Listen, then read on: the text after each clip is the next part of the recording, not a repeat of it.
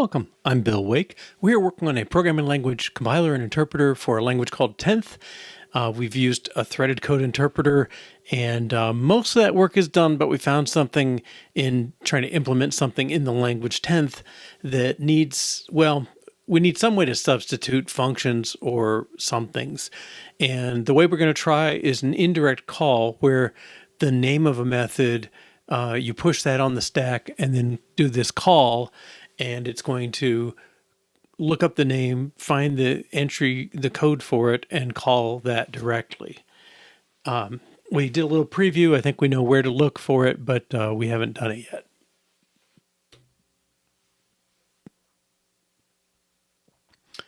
And let's do a make, since we're going to be programming.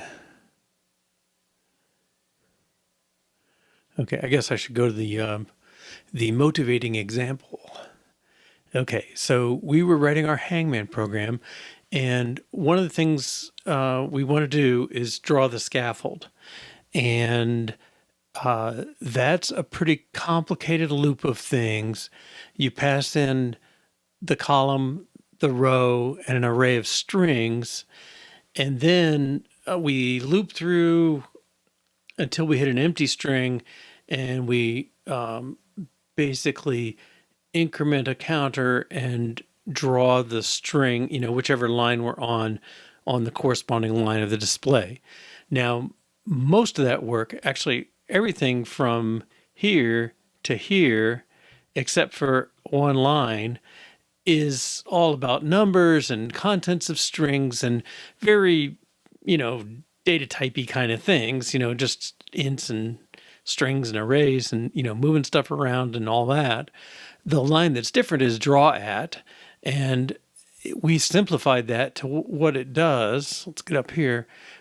It moves to the position we specified, and it draws the string that we specify. So all the work in this thing is really setting up to make those draw ats what we want. Now, from a testing point of view, we would typically, this is testing. Basically, screen move is part of drawing on a screen and then printing a string. It's just IO, and I don't know that it affected the screen unless I look at it. Okay, I'm not going to set up some test that snapshots it or something. And so that would typically be a test we might just do by inspection once, and then, rely on that working. The problem is that because this calls a function like that, we can't test it either. We'd like to do some sort of replacement or substitute for this draw at, so that we could check that the counter is the right number of lines and the calls get the right values for column, row, and string, and so on. So that makes that restricted. It means we can't really test that function. Now, there's another function that calls it. Scaffold calls draw.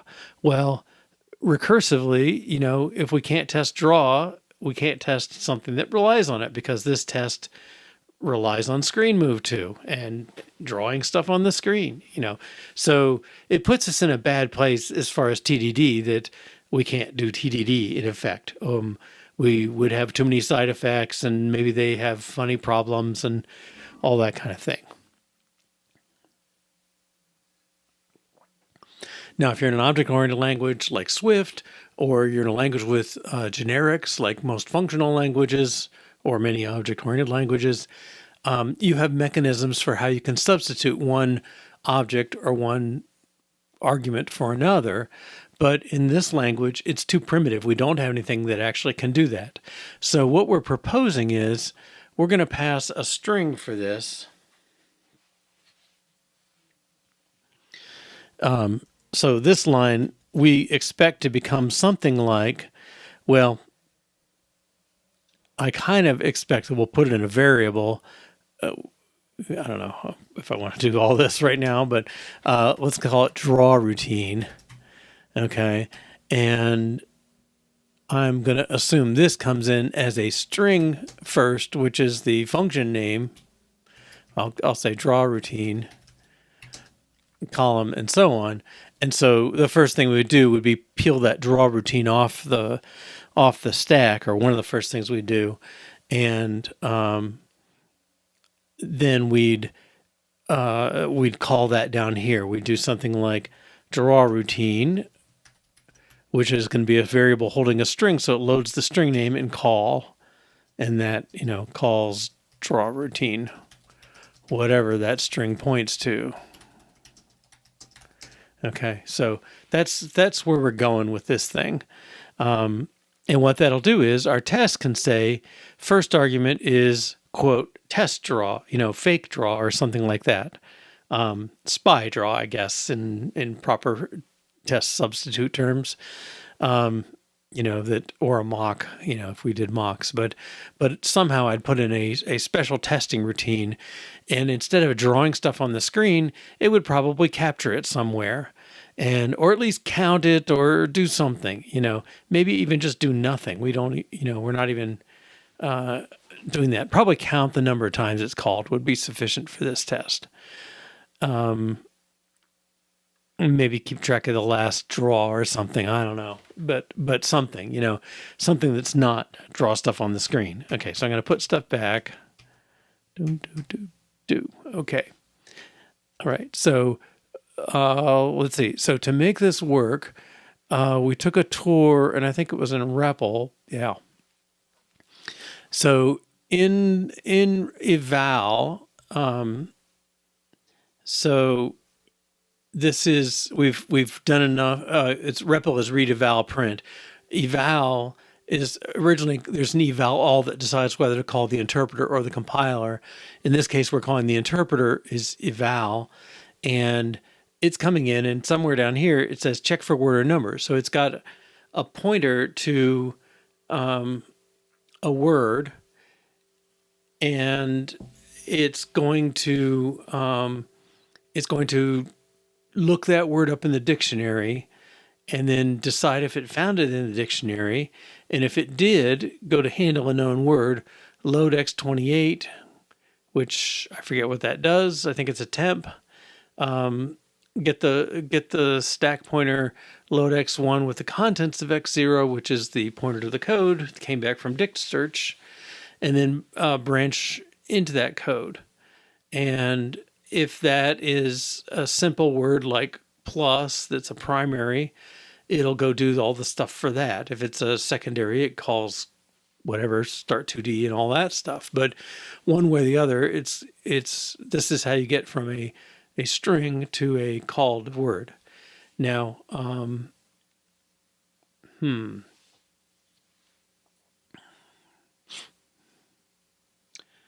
Now, how much can we reuse this code? Well, it's a little awkward. SP plus 8. X28 gets X0. Load register. I guess that's I don't know what that is. I thought X28. Let's find our list. Let's see, design notes. Can I scroll through this? Oh, I can. Registers. Okay, X28 is unused, but what? That kind of is effectively stack pointer equals 8. Let's close this. Load our X28, because a routine doesn't rely on X28.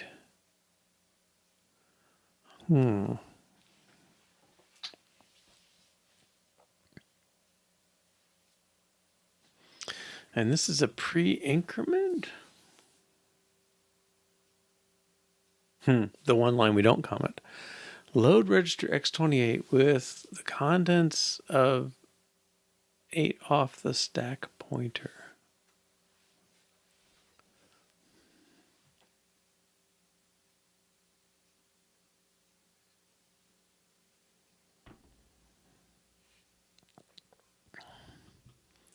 I guess let's look at a primary. Core defined? No. Come on. Variables? Yeah. Okay. Assigns a primary. I mean, he has nothing to do with x28. What? Are we skipping the word we're on, maybe? That doesn't seem right. SP. I would have expected to skip. Oh. It's restoring x28 because it used it up here. Okay, so if we call other routines, we promised we wouldn't change x28. It's a call saved kind of thing. And down here, oh no, we store x28.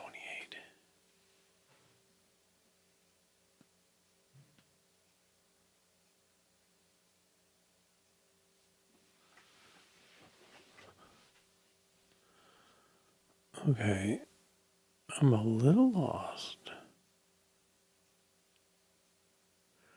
Okay, I think we're saying we stored it here. Let's load it back so that we haven't destroyed it. And then why is this store?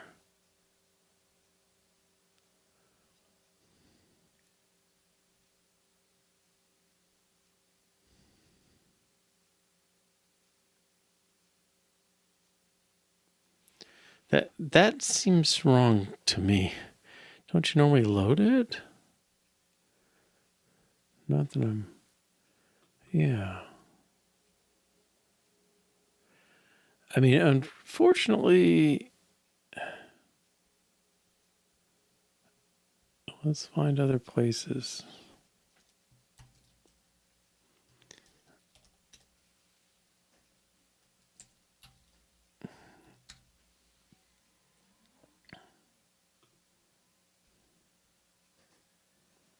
Right. I mean, this is what I expect. You store it and then you load it at the end. I think we found a bug. All right, we haven't changed anything. We did a make, so let's put it back. Eval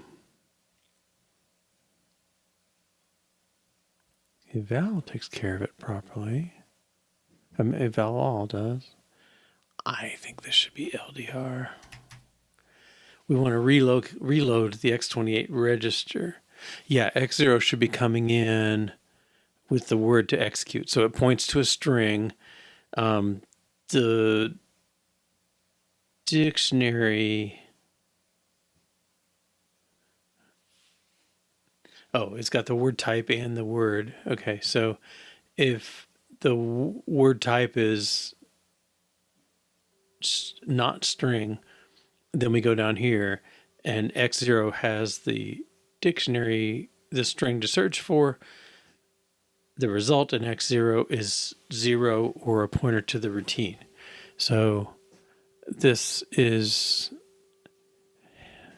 I don't know, it's kind of, is it necessary here? I guess it's kind of reasonable. Nobody's really passing anything through it. So I think that's why it got off the track. But because of the way we're doing things,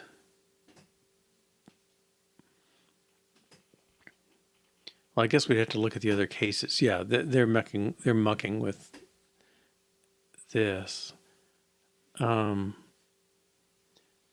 Yeah, I think this is saying put it back. So when you call the next routine, there's no problem with it. I don't know if we really need to. We don't use it as a global variable or anything. So I suspect line 45 is not really required.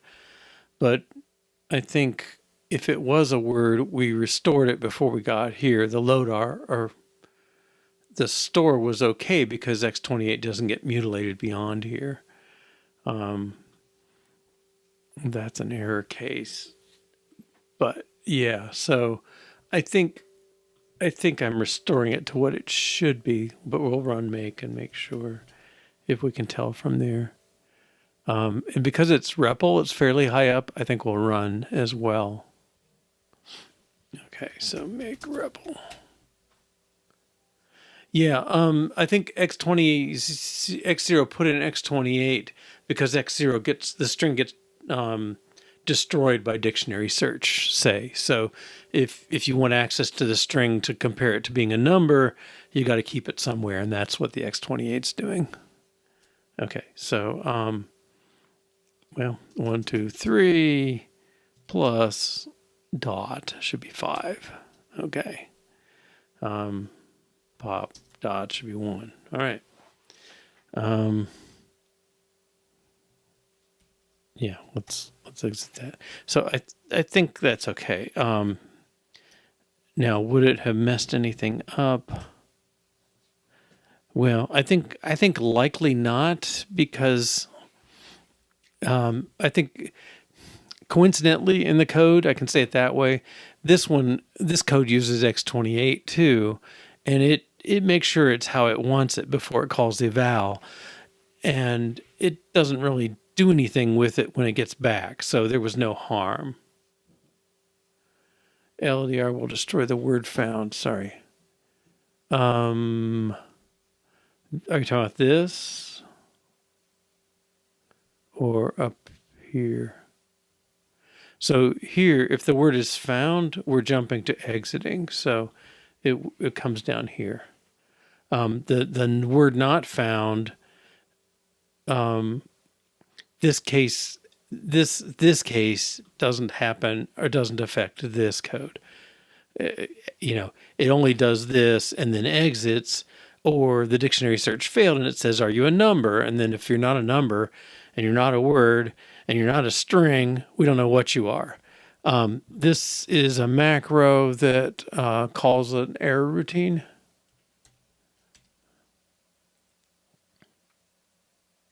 Somewhere there.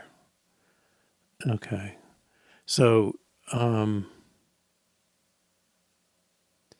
register points to the word, and then it calls this global word not found handler, which we can replace, but we're calling into it. So I don't think it's a problem.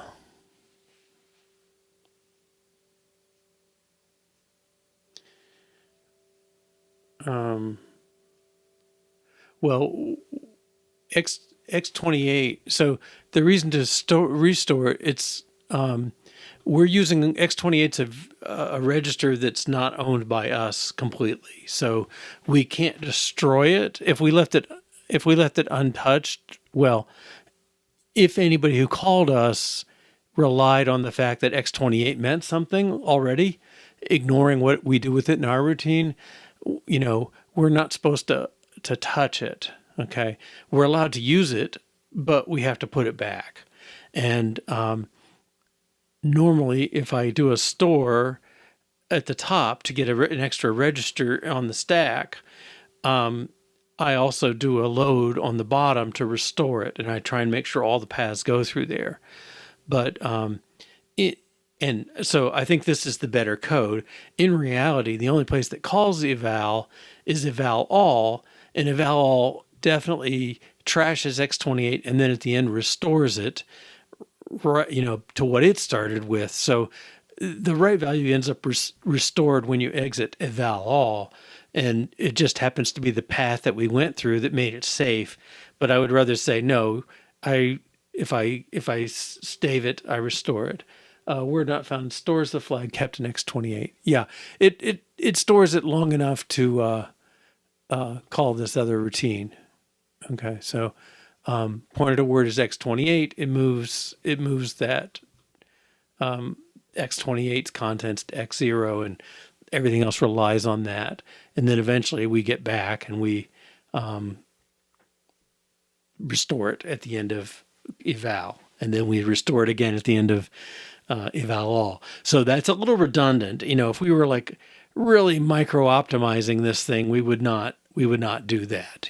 We would we would say, oh, there's no reason to store it because we already know it's trashed, and we'll know that none of our descendants will care that it's trashed as long as at the end the topmost one restores it. It's like, yeah, I mean that's in the range of optimizations we're not going to try and do. It's much better, from just a keep your sanity point of view, to say if you touch one of these registers, you better restore it. And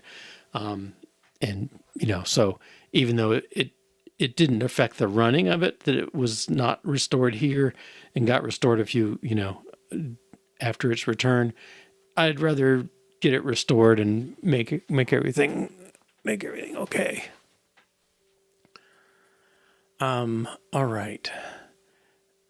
Now, okay, so this check word or number thing. So I think, well, if you had a routine that did this, right, I think you would still have to do the dictionary search outside. I mean, you could make a macro that did this part.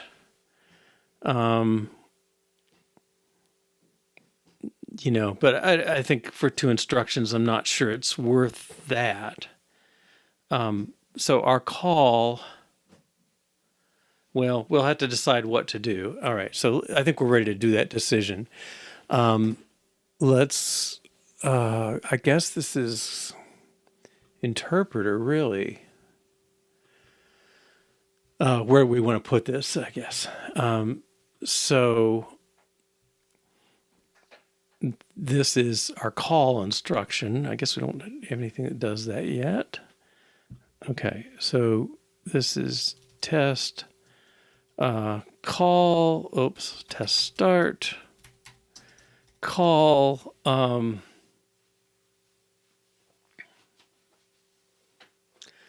I'm going to say call comes in with the address on the stack. And no, I don't think you can safely call eval. Is that true?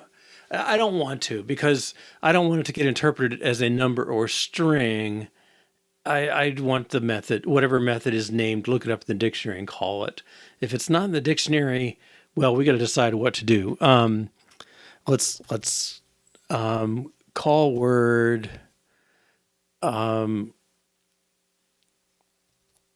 looks up and calls it.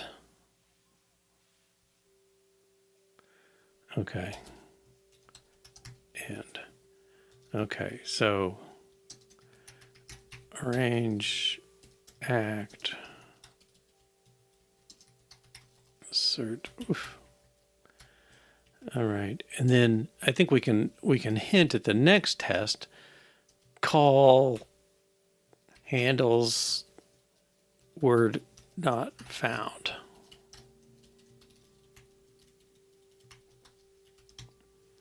Okay, but let's just start with this one.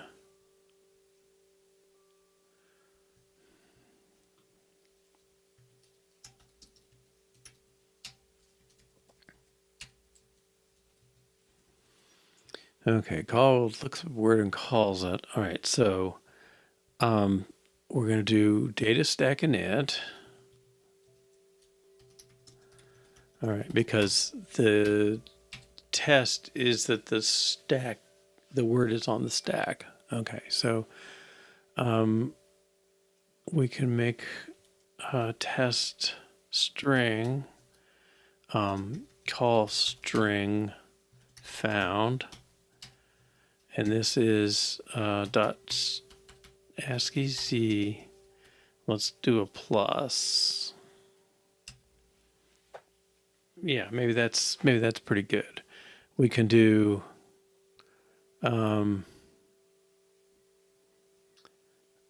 we can just check that it actually does the thing. Okay, so if we push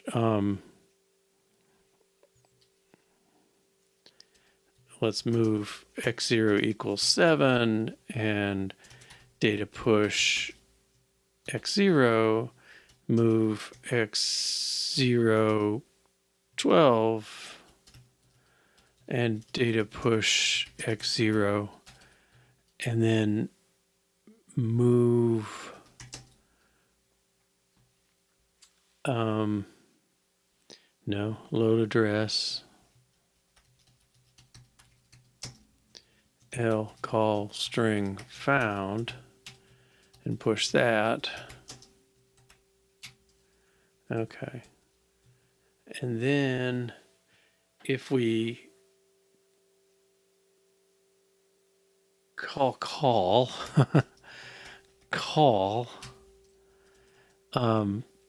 at this end, we're going to say data pop to x0, move 19 to x1, and BL assert equal. Okay, so rather than, I don't want to do any complicated stuff to get inside what's going on. I'm just going to do something that 19 won't end up on that stack unless somebody adds those two numbers. All right, so I think that'll do it. All right, so we don't have a call instruction yet, but I think everything else is okay. And where's interpreter?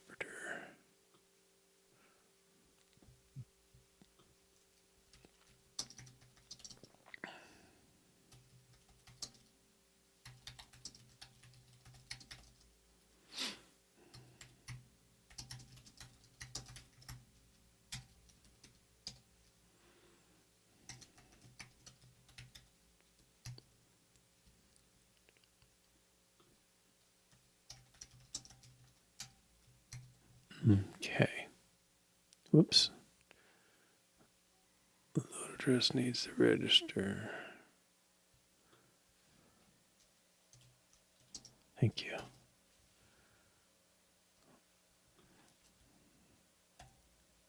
Okay, we expect a failing test. Well, not quite that failing. Data stack init.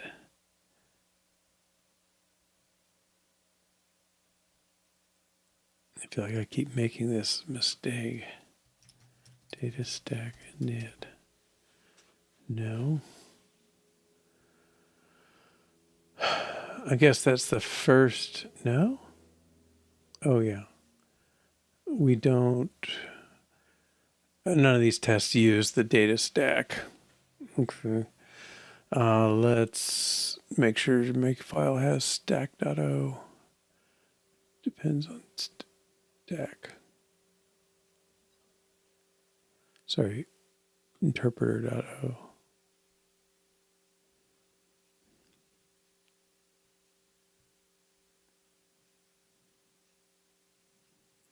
That's the macros. I can see my alphabetical skills are a little off here.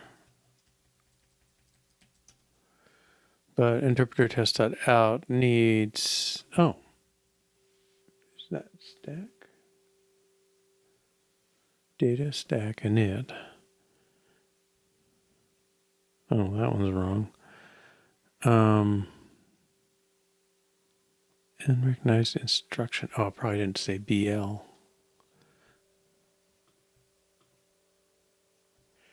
You code back in a programming language for 10 minutes and you forget you got to do that stuff. All right.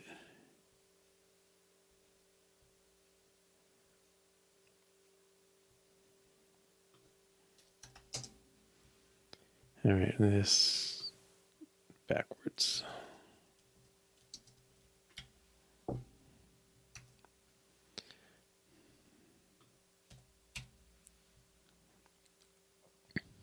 I didn't see any red. Did it go by? There it is. Okay. Let's just run interpreter tests. Interpreter tests. Okay. Fails. It found junk on the stack. Basically, it found the string address and 19. Okay. So, well, let's go back to REPL and we'll steal some of that. We'll do this. Well, I'll just take all this for now. I think it's close, but not quite right. Interpreter. Okay. So we need to call the dictionary search. We don't have anything that demands this stuff. Handle known word. We don't use X28. Now we do call, so we need to do our standard prologue and return. Okay, so assuming the word is found, which is what the test goes for so far, if you find that word, load X1 with the pointer to the code and branch to it. All right, now the only problem is dictionary search. I think our tests up here demonstrate it. Yeah, we need something up here. Dictionary add. Where are the strings?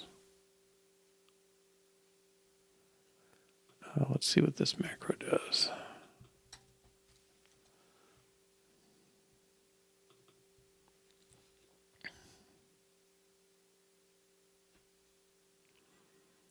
Entry is the label going into the dictionary. Uses X1.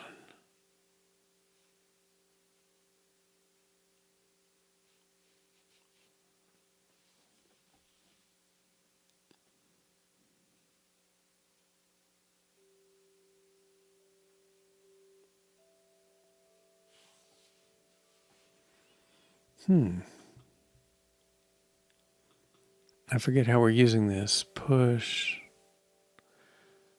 We just do dictionary start. L-test dictionary. Okay.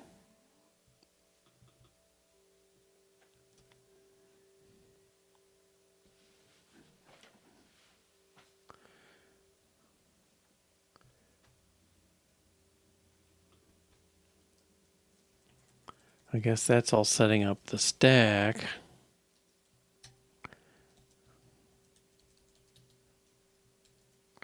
And then where's arithmetic?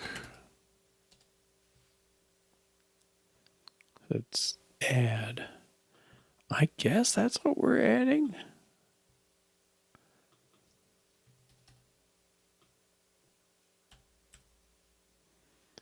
Where's the name though?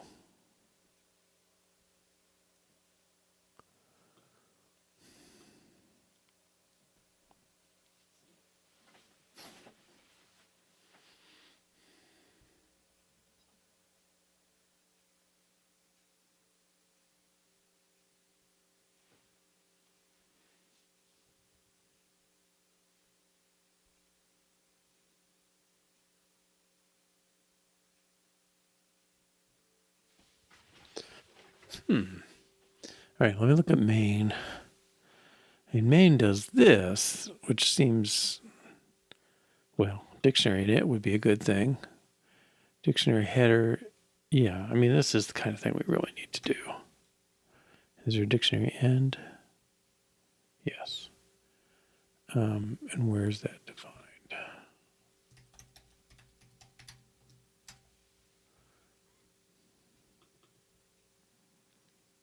Okay, yeah, this is the kind of thing. All right, interpreter tests.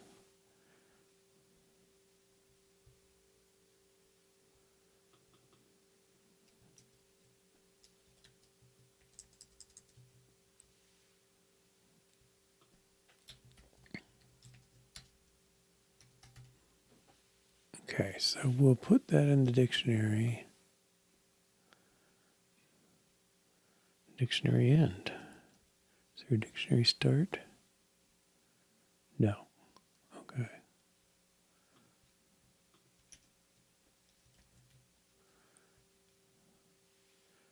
Make sure what this is doing again. Oh, system dictionary has to be defined first, and we've done that. Okay. Yeah, check main. Good point. All right, so let's try that again. Just the interpreter tests. Okay. Let's see. So interpreter.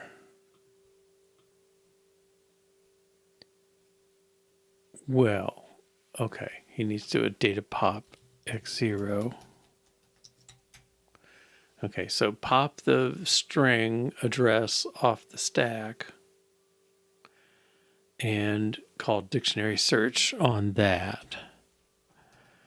Okay. Well, different numbers every time.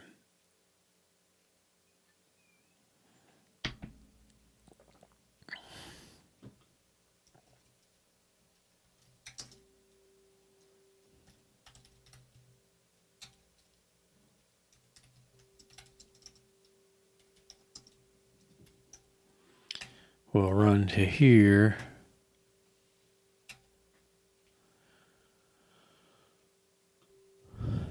And then let's break at call.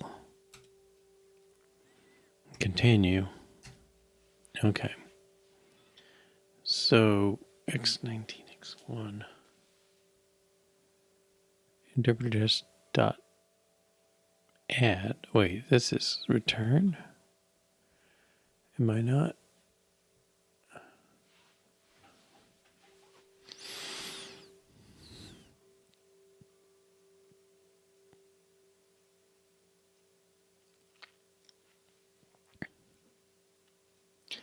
That seems like we're not built.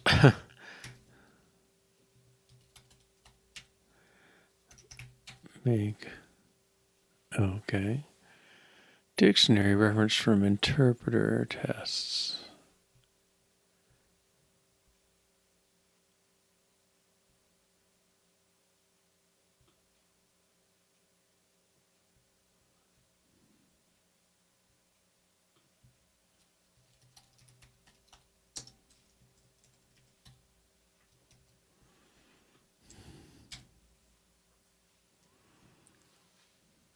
So arithmetic tests.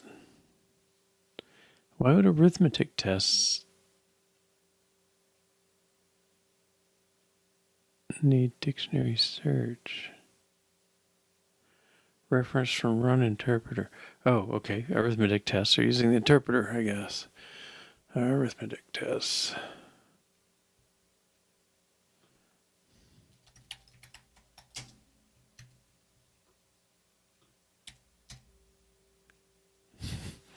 We can do them one at a time. Compile tests.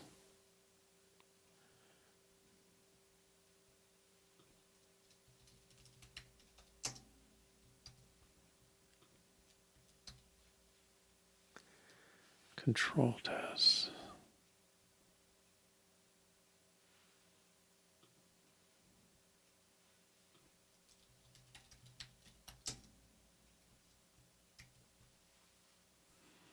I'm a little puzzled. Oh, no, we did add the dictionary search to interpret. Okay. Interpreter test.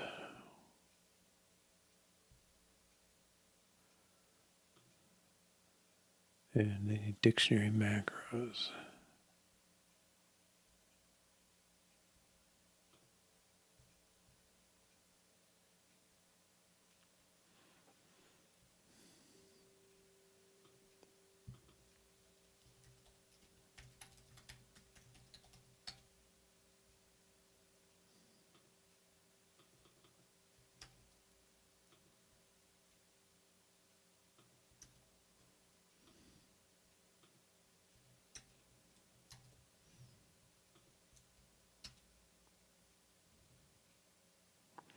Thought we had it. Okay, variable tests.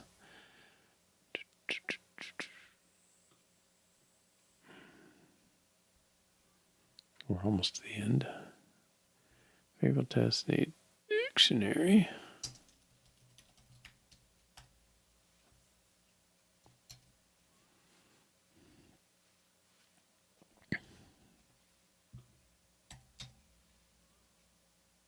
Oh, good point.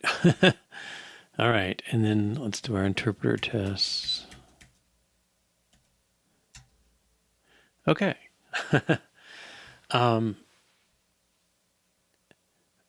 Right, so that covers the one case. Now the real tricky one, well, we should be able to do this in the interpreter now. All right, so make REPL 1, 2, 3 plus call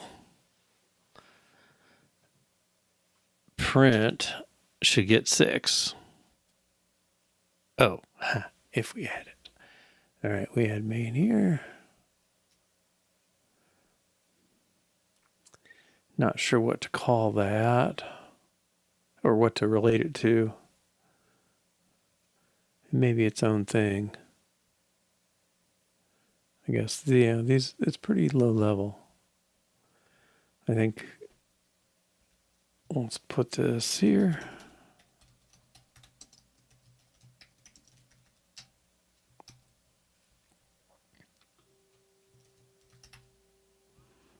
Keep this.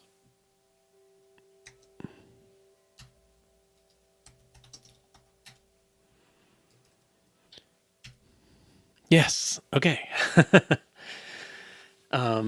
So quote plus call is the equivalent of plus, which is what we want. All right. Now, I guess we could check that in. ACP added call routine works when dictionary entry found. Now, the tricky one, because I don't know what the answer is, this one should start the same. We need the stack. Because we're going to push a string on it.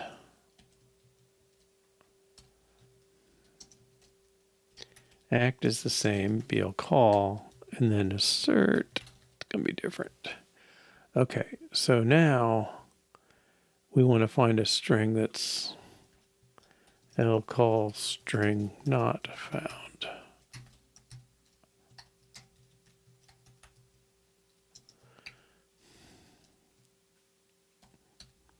Okay.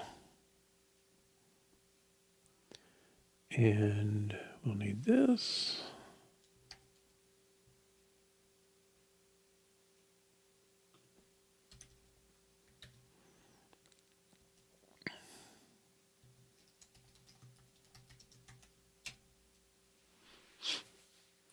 Dictionary search returns a 0. So the code, well, I copied it, but we commented out.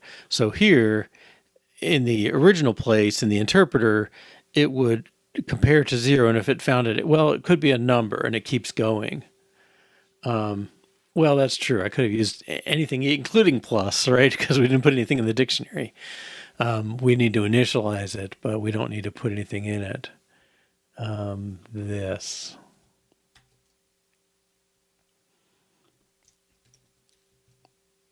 Okay.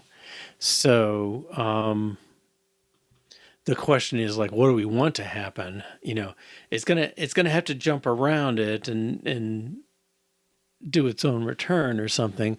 I mean, we could say if you call a non-existent method, it just does nothing. I mean, that would be acceptable, or it's kind of minimal. It's kind of a recipe for finding weird stuff going on.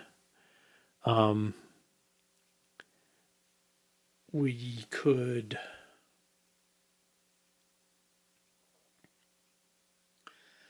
leave the word on the stack and not call anything. I don't know, that might be as good as anything.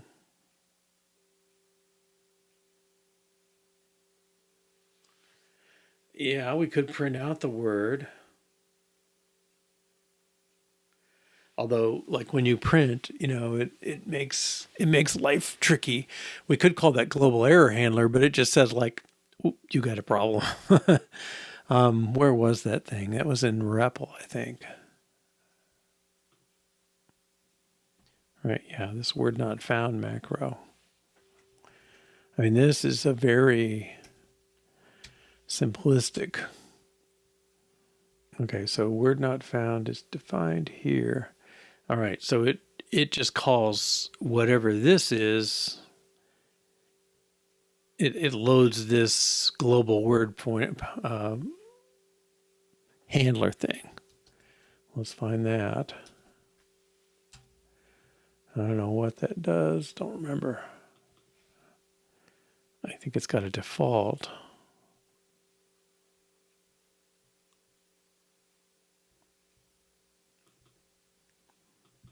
Word not found error. Well, that's not bad. Prints an error message. Okay, we can do that. Yeah. So I guess that's the same as REPL is doing in effect, which is shortcutting around it. Okay, so this we'll find a test. Let's find a test that uses this. Oh, REPL test. Okay. Yeah. So what we do is we replace the global found handler with a test handler and stuff that into the thing, which seems like kind of okay. All right, so but this is interpreter tests, so we'll need our own data. What is that thing? Oh, sorry. Was REPL test.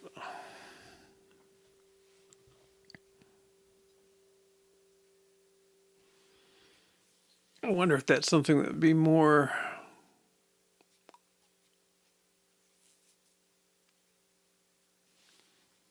Oh, we can define our own.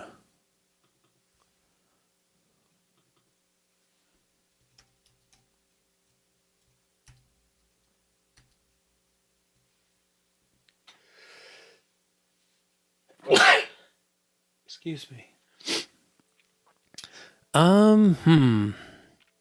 This thing about handling test stuff, I don't know.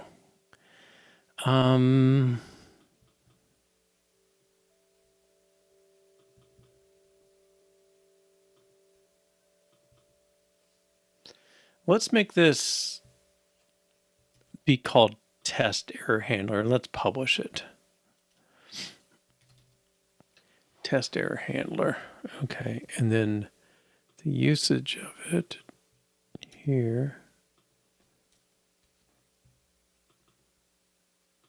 and here. Okay. So now I think we can do the same thing in our code.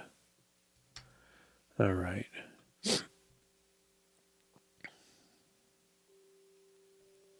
Well, let's go back.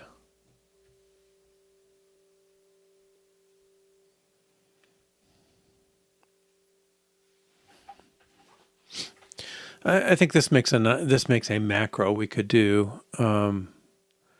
It's like set up test error handler, something like that. All right, so where's the right macro for that? I think even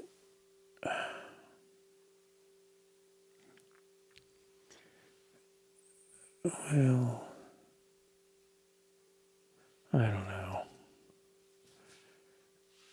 It's like just big enough to make me want to, but I don't know. I think that's going to be an optimization. Okay, so we got that stuff, and then we want to say, basically, we're setting up the test error handler, and then these things had assertions about it.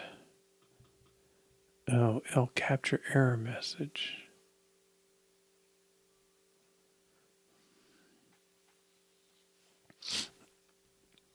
All right.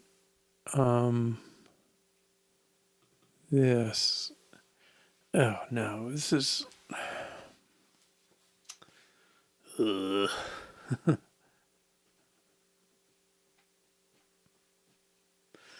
I'm gonna make my own.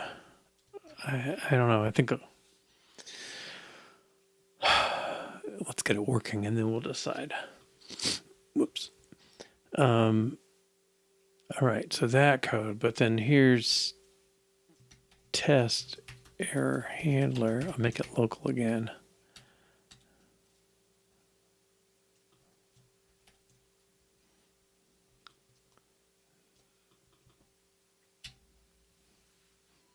And L capture message.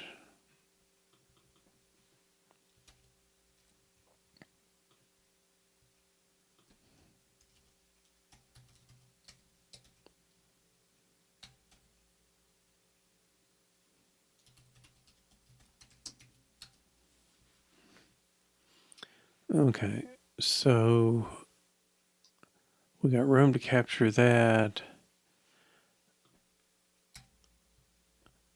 All right, and in the end, we expect this to be a string. Load address x0 is this. Load address x1 is expected error message.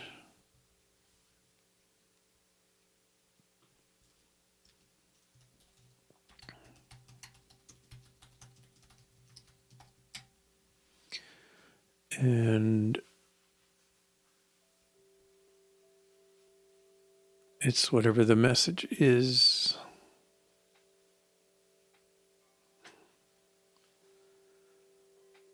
X0.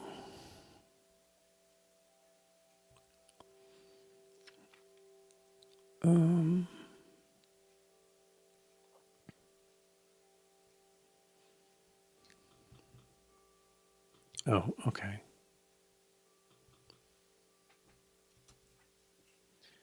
Word not defined. Okay, yeah, that's doable.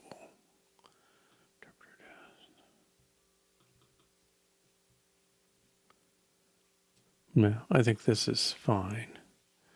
Expected error message. Do we push a string? I'll call string not found. And that should be that.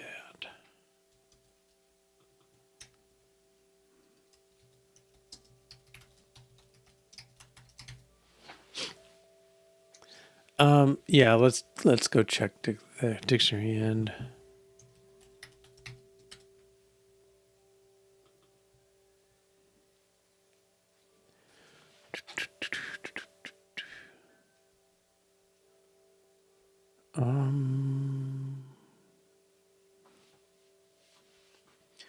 We'll call it just to be clear.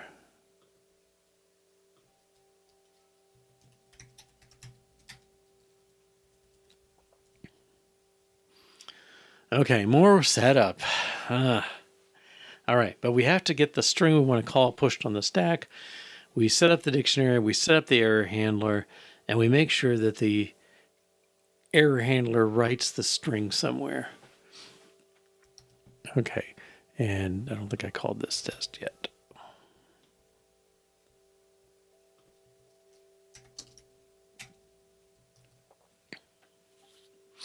So the global message can say, you know, word not found, colon, whatever it does. This one just captures the word. Okay. Make global word not found handler. Where is that?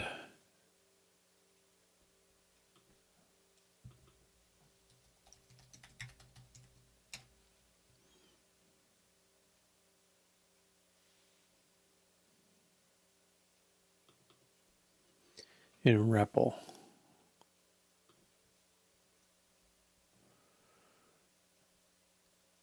Interpreter test gets REPL.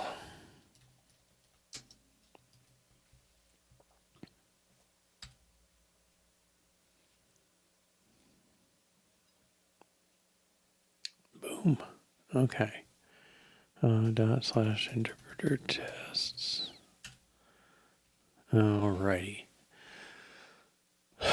And then our code. All right, so this time we will look at the results, and it's not check for numeric, it's call word not found. All right, and this can branch to call exiting.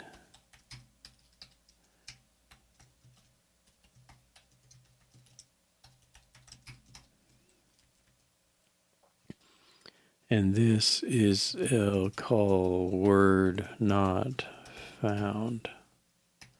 All right. And then the job, well, I think we've done it up here. Oh no, it was in REPL. Oh, it's just our macro. Where's the word? X0, I think.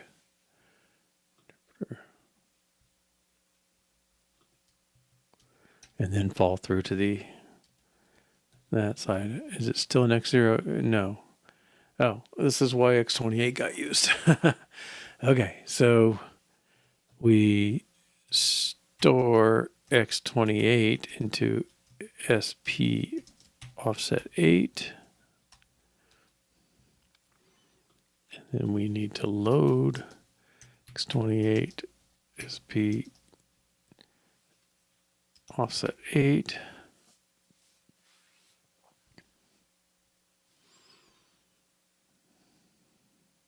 Is it 8 or minus 8? Ripple had it.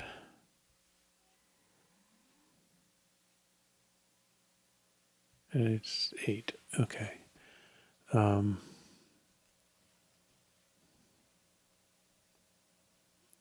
Right. And then let's remember it here. Move X28 gets X0. Okay. So again, because arbitrary routines, if they use X28, they have to restore it.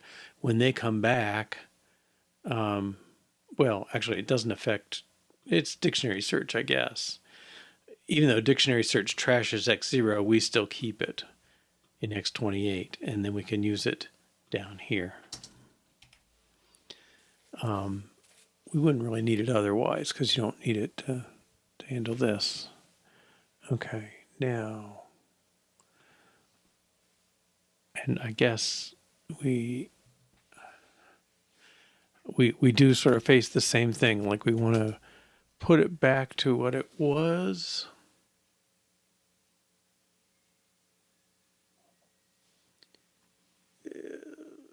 Don't know.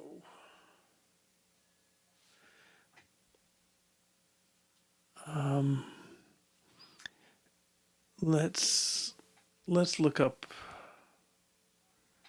ARM64 calling standard convention. Yeah, we want the apple.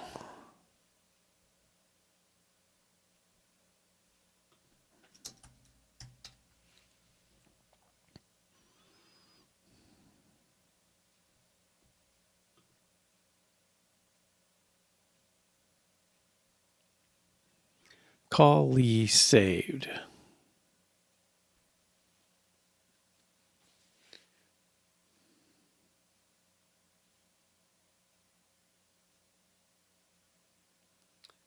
Okay, so if a function wants to use it, it has to save and restore it.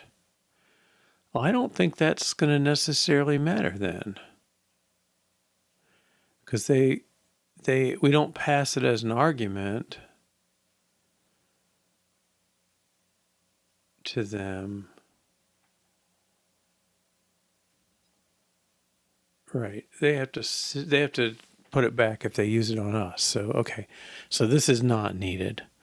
Because anybody we called, they would have to do store X28 and then restore it. And like, we don't care. In reality, we don't care because we're going to go call that other routine and then restore it anyway. So I think we're good. All right. So make Word not found. Okay.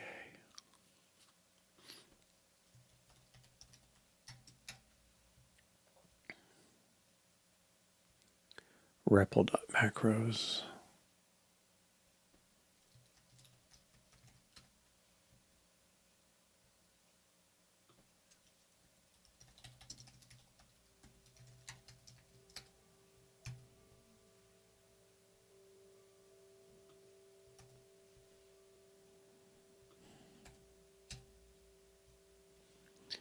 Global word and handler.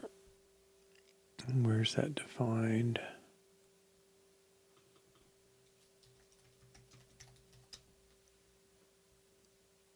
REPL. Who's this? Arithmetic tests. Okay.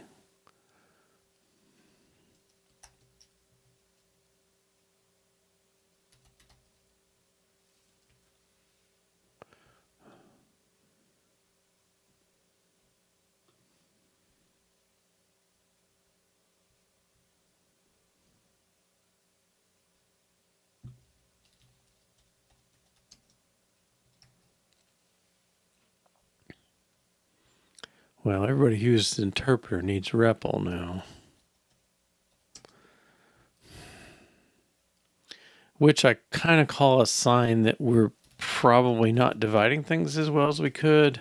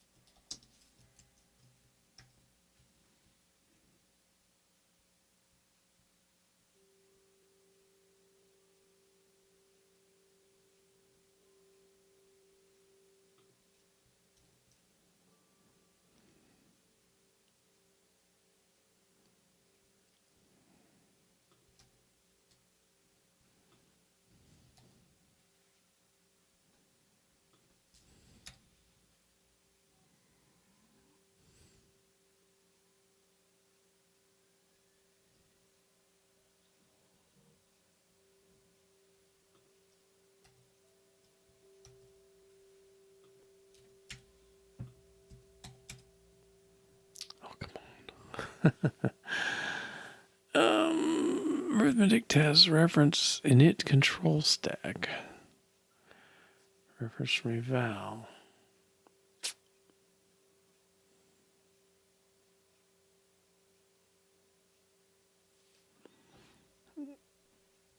Init control stack. And jump word address.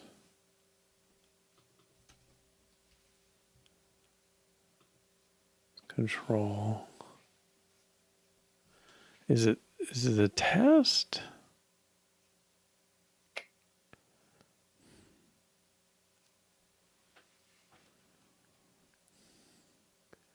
That's control. Arithmetic tests need control.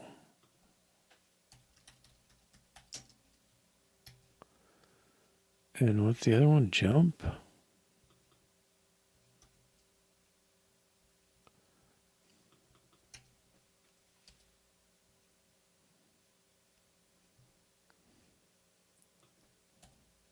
We're going to go through all these. Compile.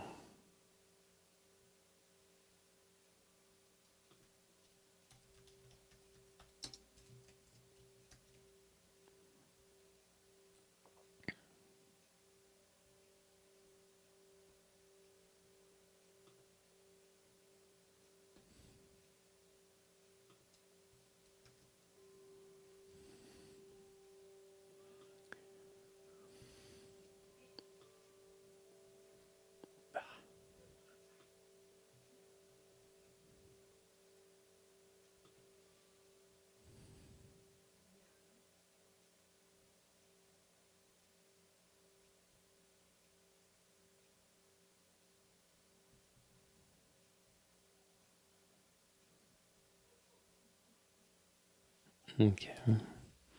Got most of them. Not all of them. Define string.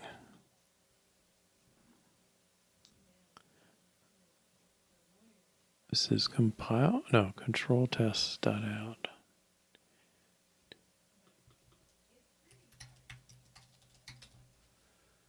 compile.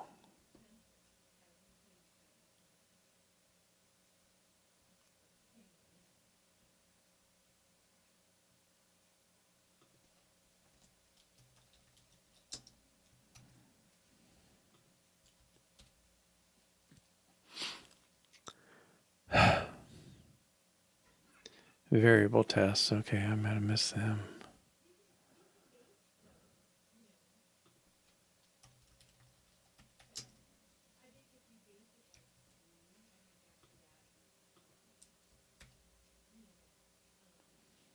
Okay. Interpreter, word not found passes. Okay. Oh, sorry, I lost your comments. Okay, good. Let's run REPL.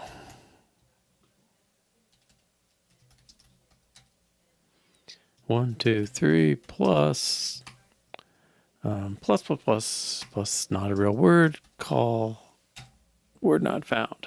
Okay, and then I think we're still left with 5 on the stack. Yeah. Okay. Cool. All right, so make call global error handler if word not found. All right. Okay, so all of this was set up so that we can change Hangman. And I think I had a test file for this too.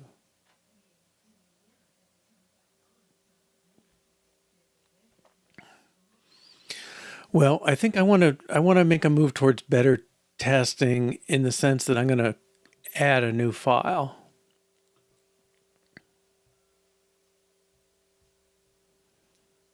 Empty file. Test.10. Okay. And I want to segregate code. I want to pull the testing code out. Assert equal. Tests.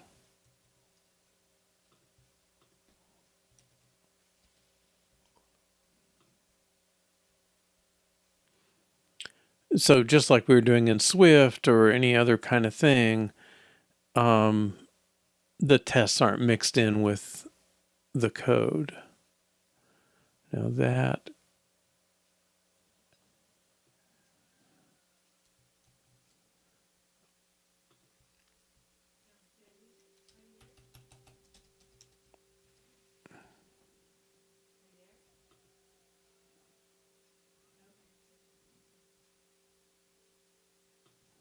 Okay.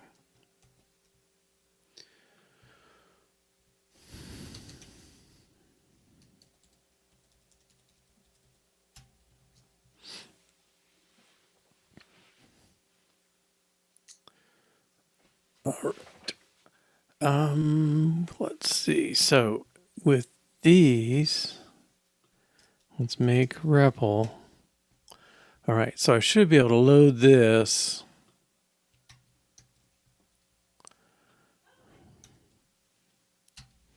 And then load this.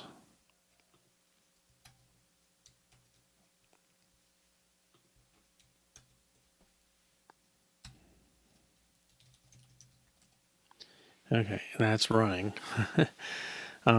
Maybe they should print a dot. I don't know. Let's see. So, I don't know. I think it's more breaking it up, even though we're not going to have an include facility yet because we cheated and I didn't want to do the file stuff just now. That's okay. All right. So, I guess if I run the scaffold call, right? Okay, so this is the way we are now. No, we don't have any kind of include. It's I mean, I know how to do it because we use the read call already because we're reading from the keyboard. If you want to open a file first, there's an open call that takes the file string and maybe the length and something else, file attributes or something, and that that call gives you back a file descriptor. Up till now, we've been using 0 for read and 1 for write, but we would get a new file descriptor that's not 0, 1, or 2 because 2 is standard error, and so those first 3 are spoken for. We'd probably get 4 back as a file descriptor, and we just call read with the file descriptor 4 and a different buffer and a different count, and that would get us the contents. Then we'd have to figure out how to pipe it into the REPL and all that, and you know, I mean, it's doable. I don't think it's like it. It's probably doable in a session even, but you know, I'm hitting the end of this. I want to get our game going and move on. You know, mostly this is a test of just using our little language and the compiler and the natural stuff that comes with it. We've already found out several things we need to make it better. So, you know, you know, that's nice, and real use would bring out even more, but especially in the debugging department. But you know, but it's enough to prove out that the thread interpreter approach works. Which is what I really want to make sure of. But I didn't want to say, oh, we've got all this unit tested compiler, but no, we never actually ran a whole program. You know what? You know, so it's probably, you know, from our development point of view, it's probably the most important feature we don't have and aren't going to have. I mean, it's definitely a good idea. You know, some sort of include. Even if all we did was have it at the REPL, and you could say, you know, include foo, include bar at the command line, and have it load those, like that'd be a huge improvement to what we're doing now. You know, it's annoying to cut and paste all the time. I could throw those in a file and get them running first. You know, okay, so now I think all this so far was set up to, I want to be able to replace that draw routine and test this. Okay, so the refactoring I'm going to do is I'm going to put, well, it's draw at. Okay. Actually, I've been doing this under snake casey kind of thing, or what do we call it? Draw at.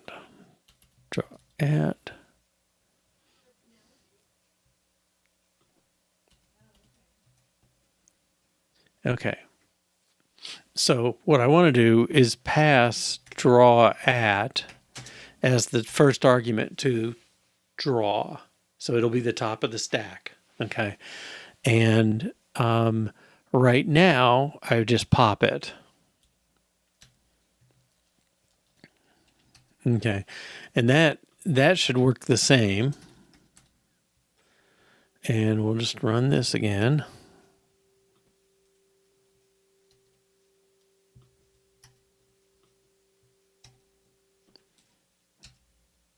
Okay, and if I do scaffold 1035 draw at, it should work. Okay, so that's kind of phase one. Now what I want to do instead, I want to make this variable draw routine, and instead of popping this, I'm going to put draw routine swap at equal. Okay, so this is the drawing routine. Well, no, we're putting the stack contents. Call row array, and incoming is now string, well, routine name. Column row array. Okay, so we get back to that.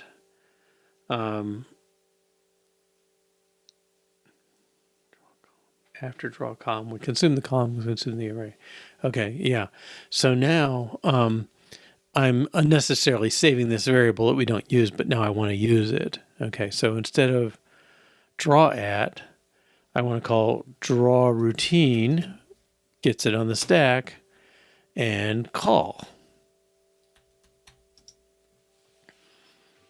Okay, so, and the result is just the array because it consumes column, row, and string. Okay, so if everything works the way it's supposed to, this is going to be fine. Okay, so let's make rebel. Do this.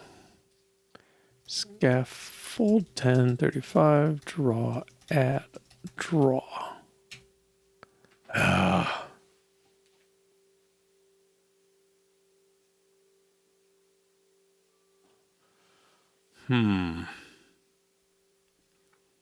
Okay, I'm going to do something else first. Draw routine. Oh, I didn't load it. At. Let's.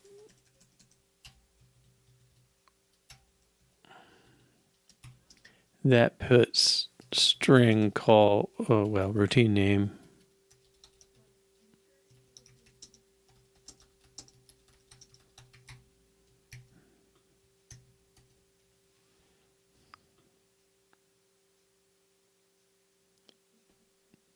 Right, I had the address of the variable, not the address of the string, I think.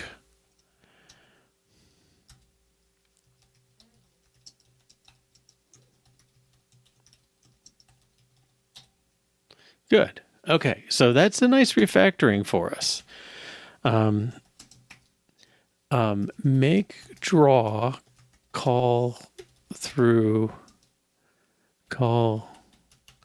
its draw at through a string so we can replace it for testing. It's a long comment. All right. And then now I think we can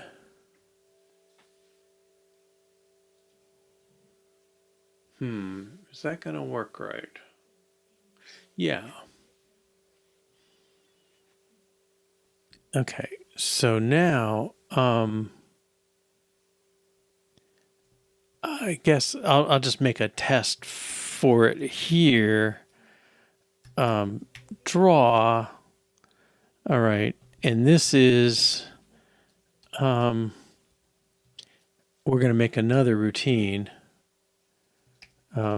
Test draw at. No, spy. Draw at spy. Okay, because it's capturing stuff. If I could write this in the right language. Okay. And then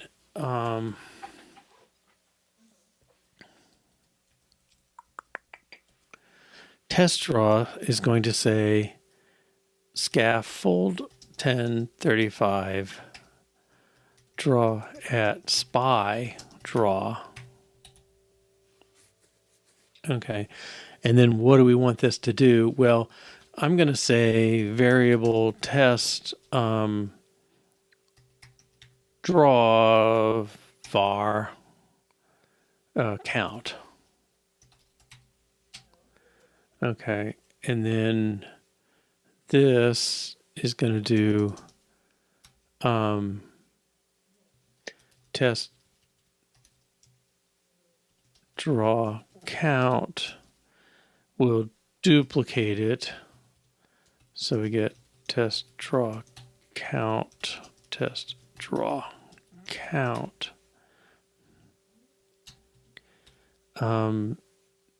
We'll do at to get the variable and 1. Okay. And then add plus. So that gets test draw count plus 1 and test draw count. And then we'll do at equals and that saves it.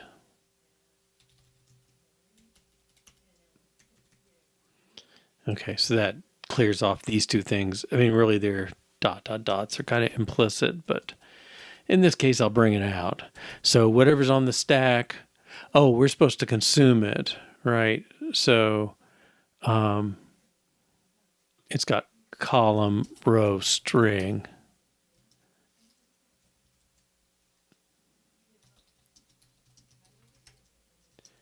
Now we got column, row, string. And we're pop, pop, pop.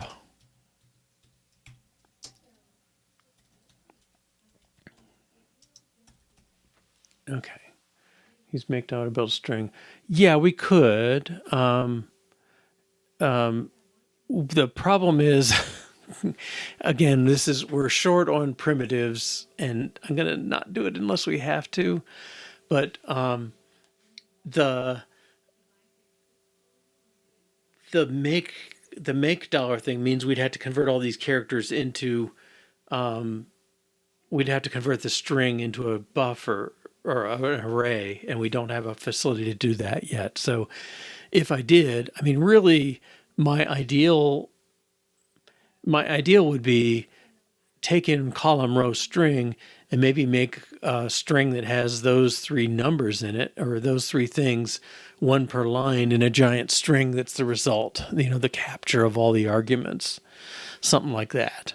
So this test is really making test draw count is going to be however many lines it should draw. And we know that because we can physically count them 1, 2, 3, 4, 5, 6, 7. So it should be 7 lines drawn. All right, so let's do that. Test draw count 0 add equals.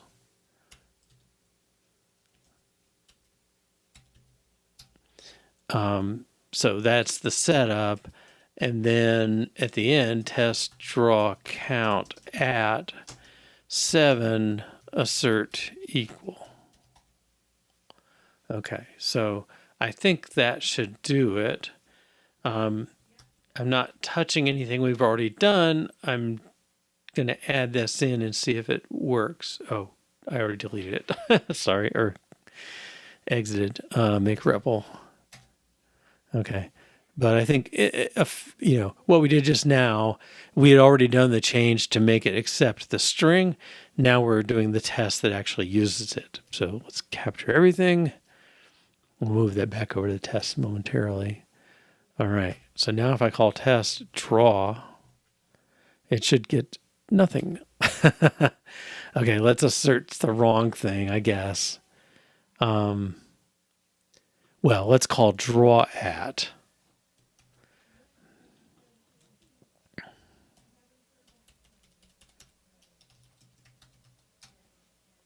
No.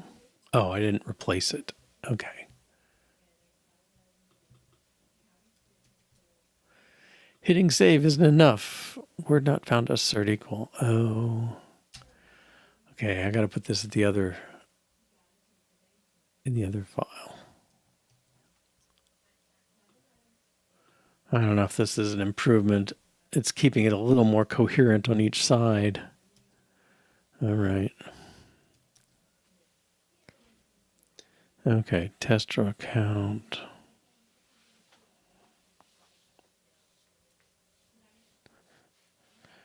Draw, test draw count, 0 equals.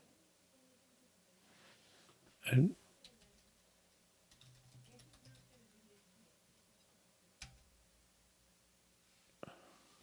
okay, yeah, values differ, A7, B0. Okay, so yeah, because the real routine doesn't call our counter thing. So it's clear to me that that's why that's like that. Okay. Let's make this draw at spy again.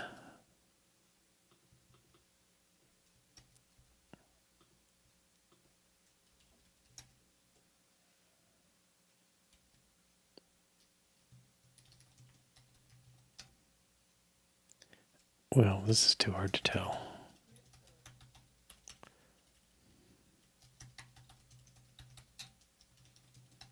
Test draw should pass. Okay.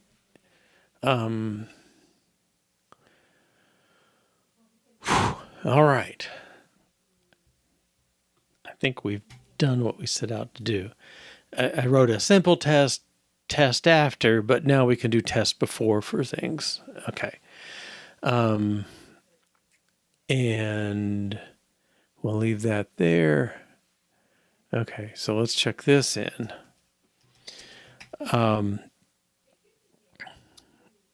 Make test draw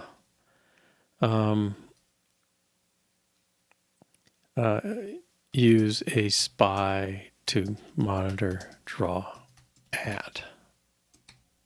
Okay. In there. All right. And then I guess one more thing over here. We want test all at the bottom because it's got to have references to everything that came before it. And test increment and test draw. Okay. Now, I think this one should really be test title. Oh, okay.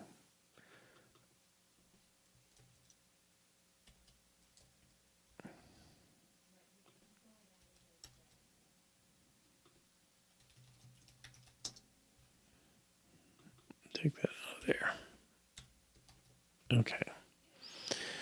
I guess I better do that again too.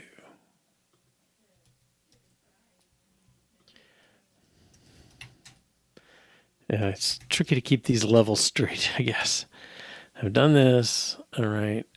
And then let's do the test.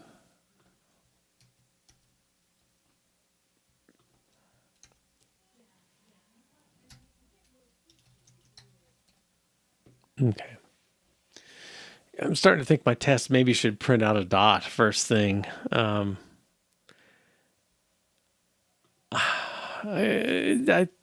think I can live with that. Dot dollar arrow.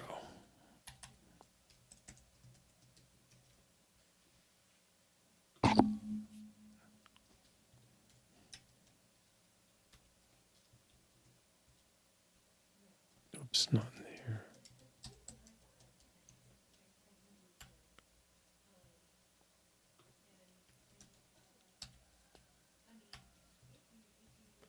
I guess that would be better spacing.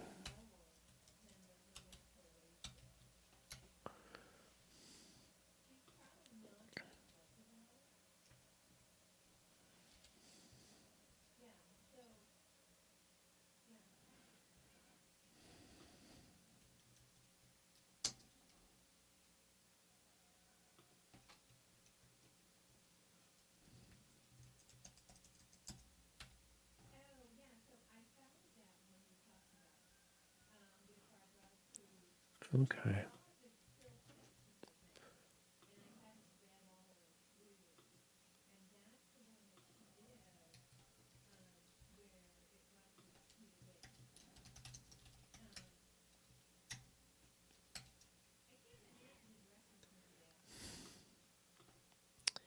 Yeah, I just don't know if this is really better. Now test all should print some things. Okay. Good. All right, so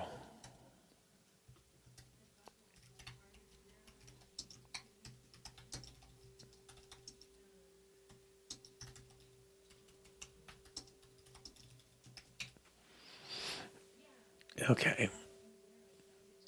Well, I think this is a good time for a break. So we'll take our break and then we're ready.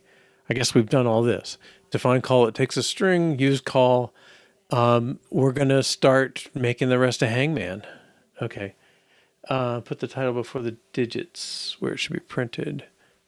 Yeah, I think we could make that better.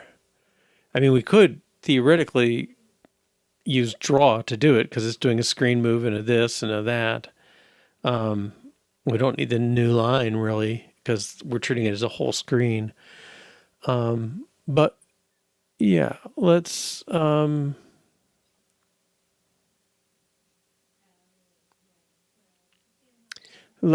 we'll improve that slightly when we get back. Okay, so 3 or 4 minutes, and we'll come back and tackle the next thing. All right, welcome back. I think yeah, let's make the title work the same way as the other. So we'll want to put title 240 draw at draw. Okay, so let's go up here again. I think we'll just do the same way we did scaffold. So we'll say we only need 2 lines for title. And we'll do a title init.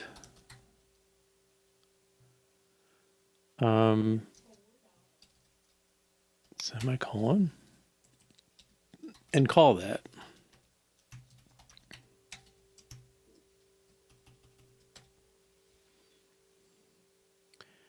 Number returns array of strings.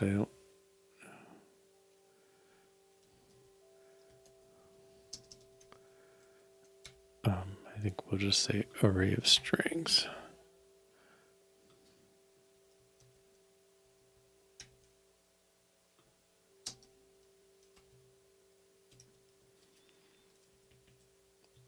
And this is title 0 hangman at plus equal, and then that no, title 1 at plus equal, right?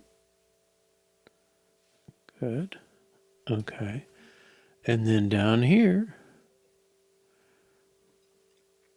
this becomes title 240 draw at draw. If we've done it right.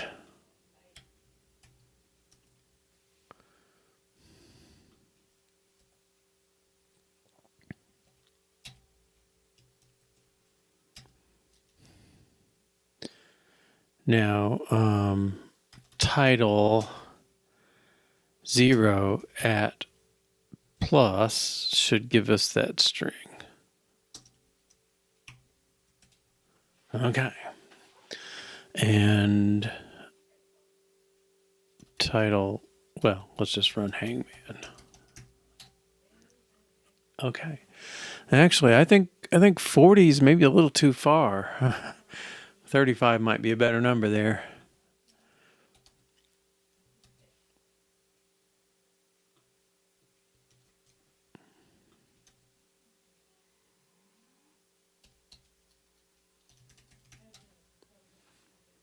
Okay.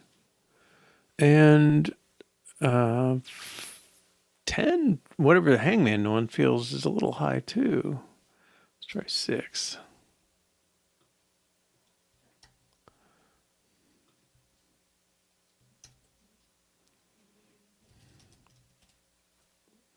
Okay. I think this is going to work out. All right. So, well, let's capture what we've done here. We've done several things. All right. So 10, 24, 42. Indirect call. All right, so we define call, take a string, stack, and calls. Yes.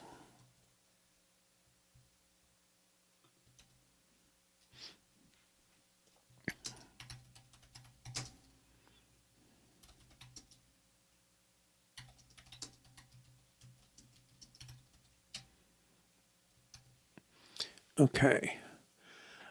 So yeah, we want to draw initial dashes. We somehow have to get a word, and I'm not sure that's the most important thing at this point. We can pick one ready-made. All right. So if we had a word, I mean, I think that's the start of a game, right? You got to have a word to go with. You don't tell them. All right. We're going to draw some initial dashes, and now it's based on the length of the word. So That's kind of important. It's real. Okay. Then we print guessed, we read a character. If it's used, ignore it. If it's in the word, replace it. If not, draw the body part. All right. And then at some point, we need to check if we're done.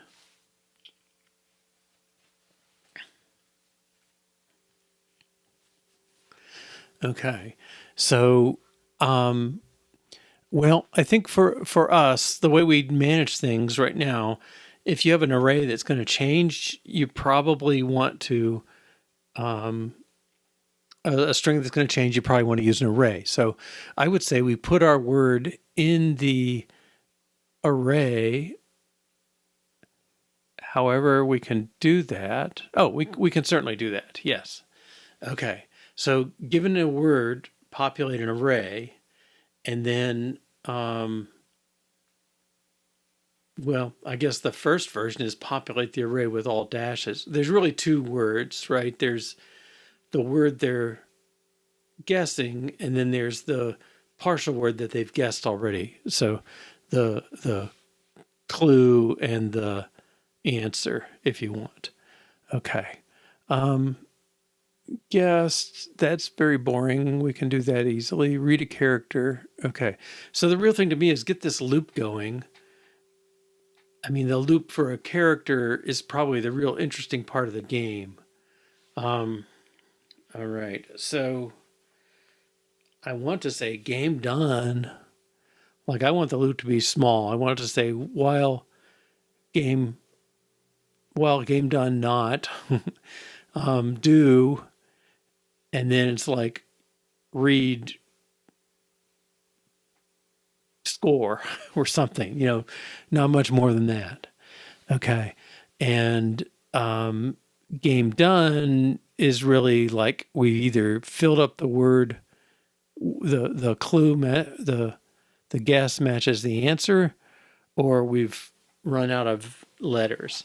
Now, running out of letters seems easy to not worry about first. So I think the game is while you haven't guessed it, all right, and then we'll let you count the letters and go like, oh, it took me 24 guesses, Okay, so let's see. So I think this one, given the word, draw the initial dashes. I mean, really, it's the game thing that we care about. It's not so much draw the dashes. Well, it's underscores anyway.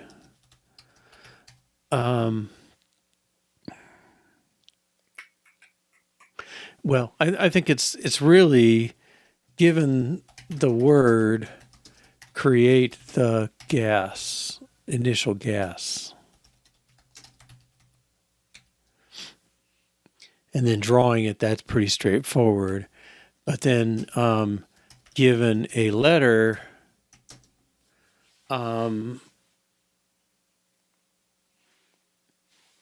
update the guess. That seems harder. And then determine if guess matches answer. Okay. Yeah, I think guess and answer is maybe the better analogy. All right. And then the printing, guessed and wrong letters. That's sort of a bonus thing. Well, I won't say bonus. It's part of the game, but I'm trying to get this initial skinny pass through the game. I guess the skinniest pass is create the initial guess and let you do something.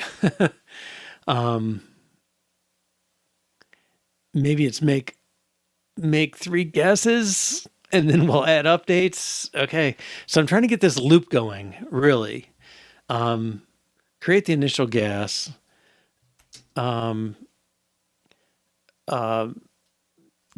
loop is while not done, read and process. I mean, that's sort of those two things are the bare minimum that get us doing something, even though, well, they're not, it's not a real game, I guess. It'll just repeat, repeat, repeat. And process, I mean, like version 1, process is going to be like print the letter somewhere or something, you know. Okay, so let's see. So given the word create the initial guess, that seems doable. I'm going to say,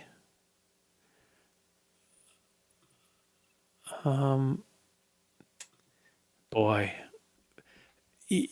yeah, maybe assert equal, like maybe these belong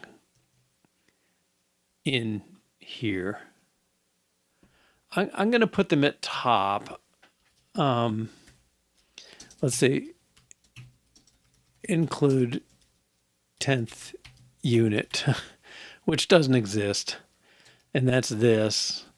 And then this is on to hangman. Well, this is not really that. This is really words that could be built in. Okay. This is getting into hangman. Okay. Yeah. All right. So if I have this, all right, now let's write a test. Well, first word guess an empty string. Yeah, there we go. That'd be good. All right. So let's make a test.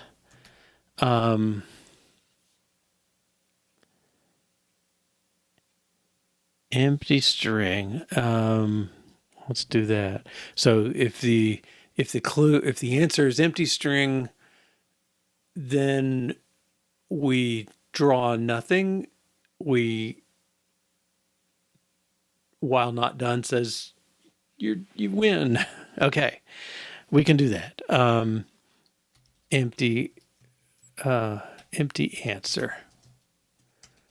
Okay. And so, let's see. So I think we have to say something, right? You're, I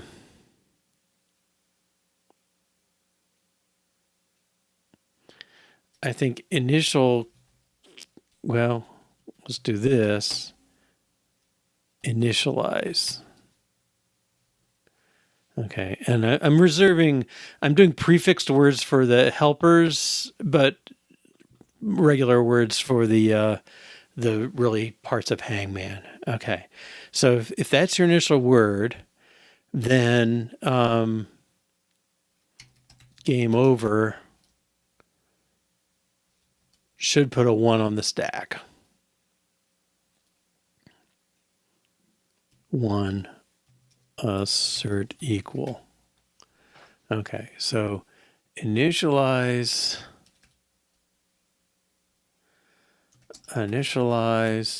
All he's going to do is pop.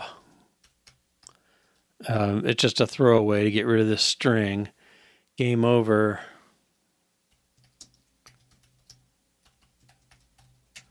Is just going to push a 0.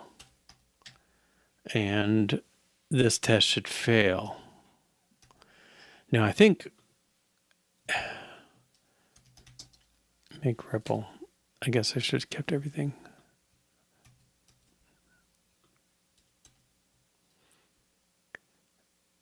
Okay, test empty answer. Values differ. Lilies. All right. And I sort of also said a convention is going to be dot dollar arrow. Okay. Maybe we should put a little more test framework in. I don't know. Okay. So that failed. Initialize. Well, I mean, game over is there's a guess and an answer. So let's get those variables in.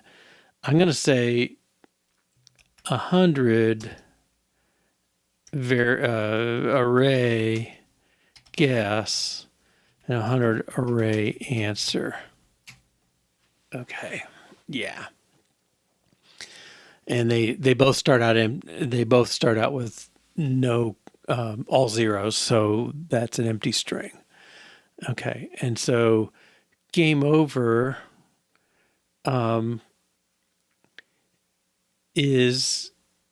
does the string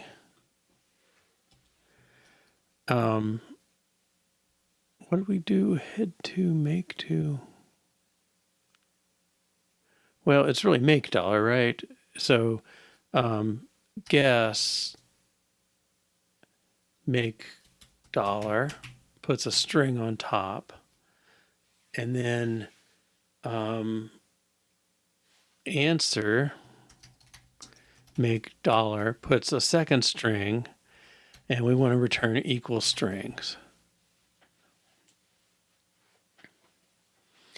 All right, and my claim is that should pass.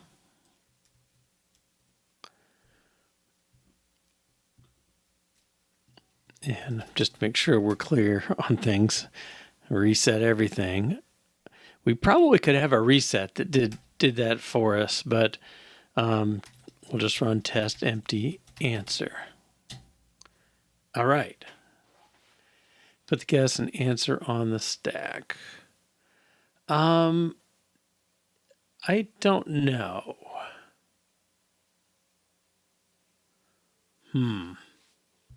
Yeah, let's get in and critique it now. So they should go on the stack to game over? Is that the claim? No, I kind of want game over to do all the thinking. If he knows, we can't keep those. Well, can we? It seems like a pain to keep those on the stack.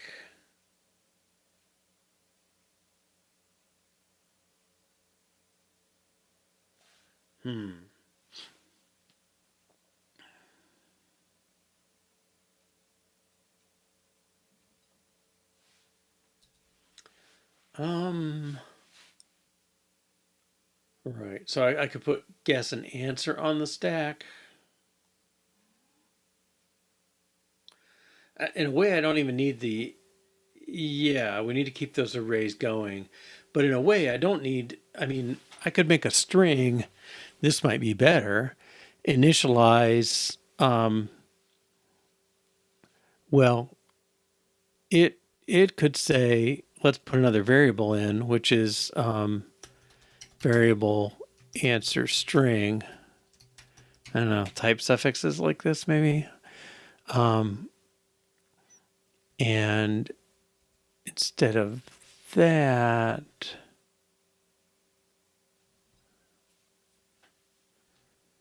well, it should do something. It should initialize. We haven't dealt with that, but he should do answer make dollar, and then store that answer string.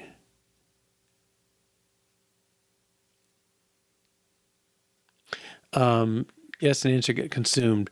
Well, the guess loads. Oh, I got to do ats on those. Is that right?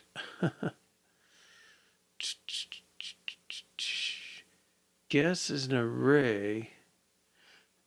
Oh, guess is a pointer to the array. Make dollar consumes the pointer. It doesn't do anything to the array itself. Okay, so I'm going to do answer string at equals. All right, is this going to help anything? And pop. Okay, so what my sort of neutral change is, I still get rid of whatever you gave me. I take answer, I do a make dollar, I take answer string and store, which creates a string, answer string swap, and store this.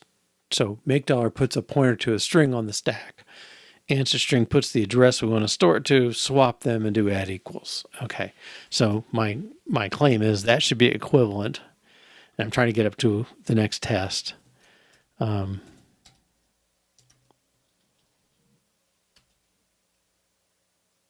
And test empty answer. Okay.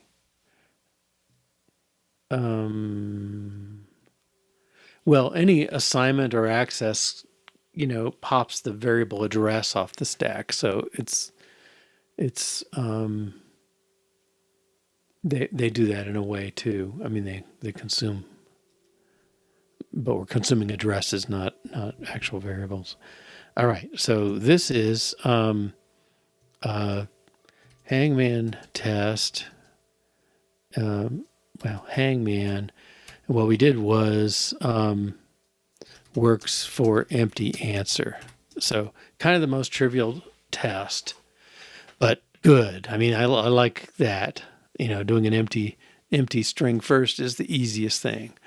All right, and then now this doesn't even look at the string, so there's clearly a room for a better game. So let's do test string answer and dot $arrow. I might put that up there with that. And well, let's do 2 letters. Hi, initialize. Game over. Well, I think again I can probably tolerate this on 1 line.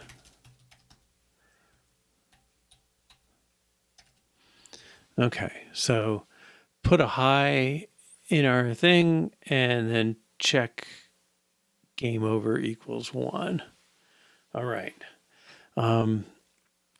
This should fail. Well, I guess I can just add this if we're still running. No, we're not, because I checked in. All right, make REPL.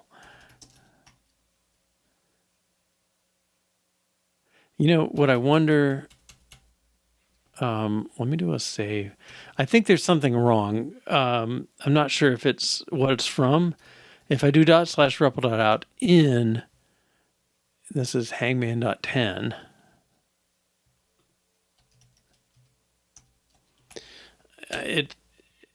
Yeah, where are we?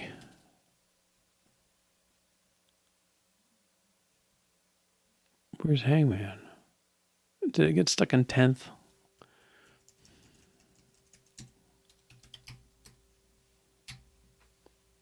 Yeah, we get an error of some sort.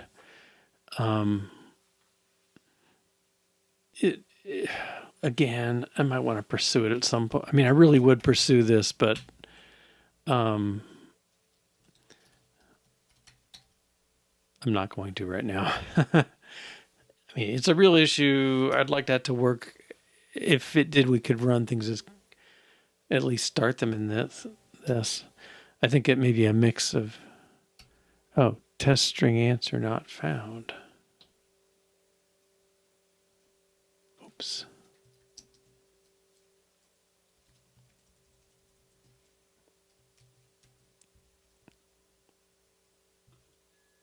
I don't know if I can do this like that or not. Test string answer. Okay, well, that's all great except for one slight problem. It should fail. All right, so game over. What's he doing? Guess. Right, he relies on that. Okay, so initialize isn't doing its thing. Let's test. Well,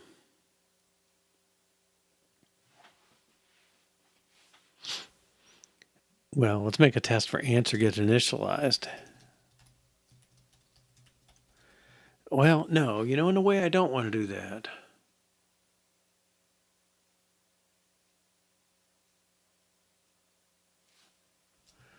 No, this test is wrong. This should be game over 0, right? Because we got 2 letters we haven't guessed, right? And now we know it'll fail because it passed before.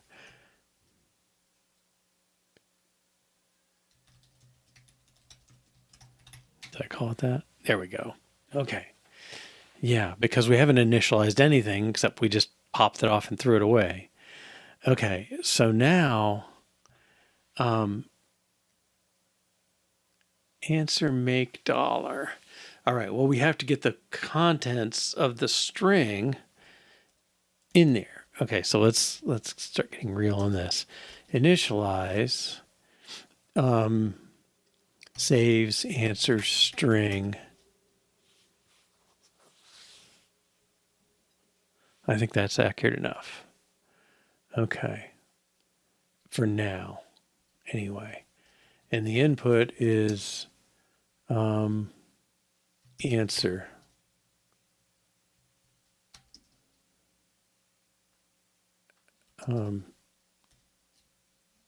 Top of stack.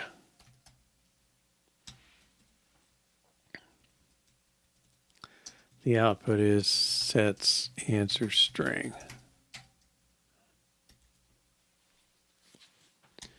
Or the effect maybe is better. All right. And so we need to work on the answer string. All right. Well, the way we do that, right? Yeah, we need head dollar. So we'll take the string is on top of the stack. We know it's a do while odd. Okay. And the end result is answer should have stuff that came from the top of the stack. So head dollar. Oh, got these backwards. Okay, so I think we're going to, given a string on the stack, we call head dollar. And then that puts character and string prime on the stack. While then wants to do, well, I think he needs to duplicate that character. And then he wants to say 0 equals. Okay. While 0 not equals. Okay, so while the character is not 0, we're going to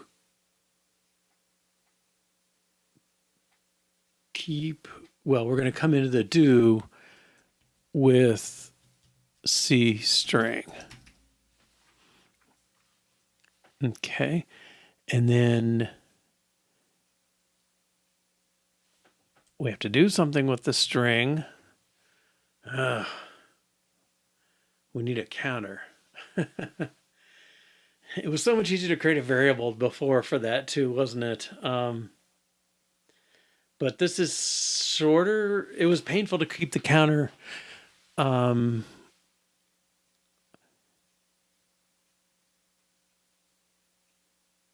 Let's see. It was painful to keep the counter going because it was 4 and 5 deep. So let's do head 0 cab. No, 0 BCA. And now we have C string 0. That's our index. Okay. And so CC string index. Index, which is 0. Okay. We come in with C string index. We dupe it. We get CC string index. Okay. Now we come in with C string index. All right. And then I think we can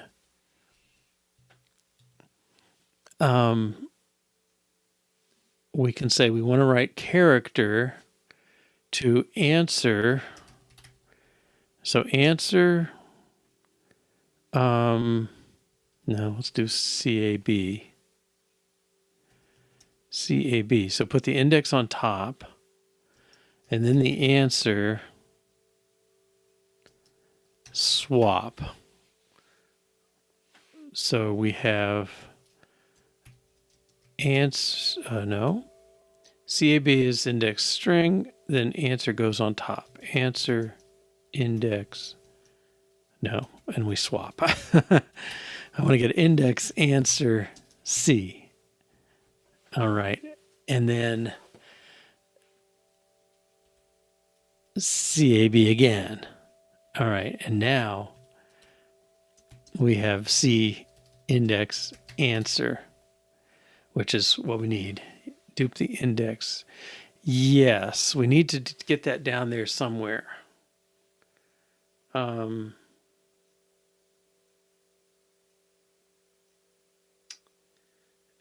going to get screwed again.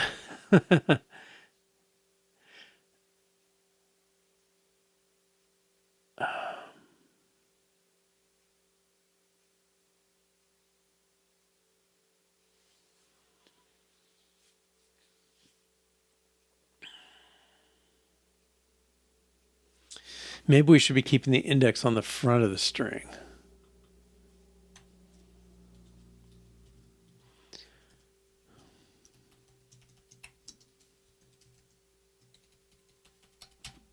Can we do that?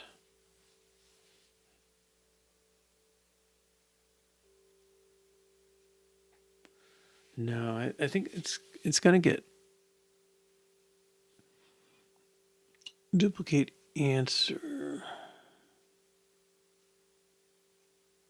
Well, answer is an array, so there's no incrementing it. But what we could keep is the answer index or something that's a variable we use for these purposes.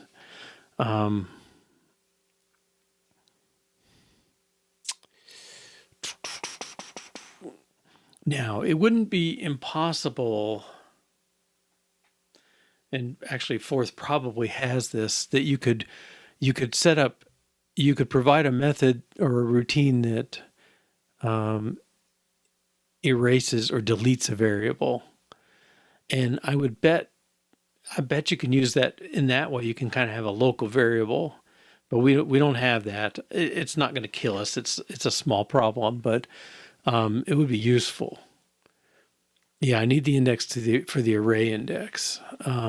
But let's just do this. Let's just do variable answer index and initialize that to 0.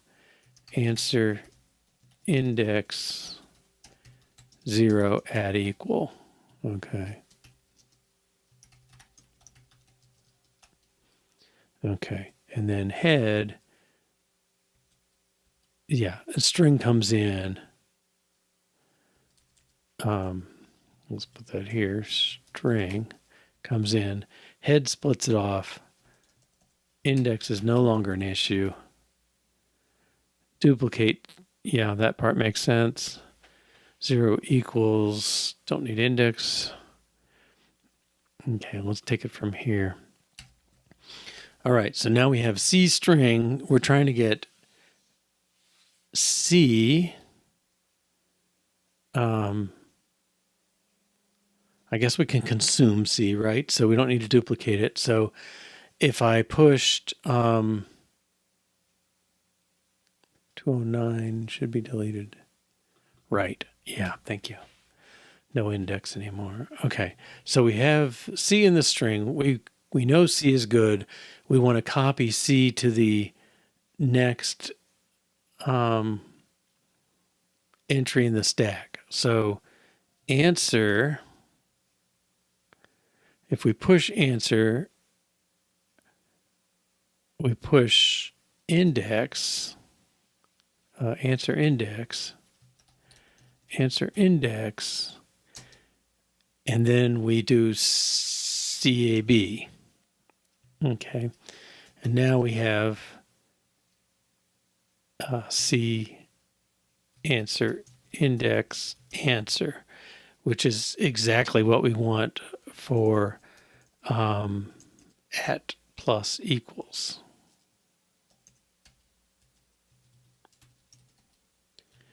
Okay, and let's say we had string prime still.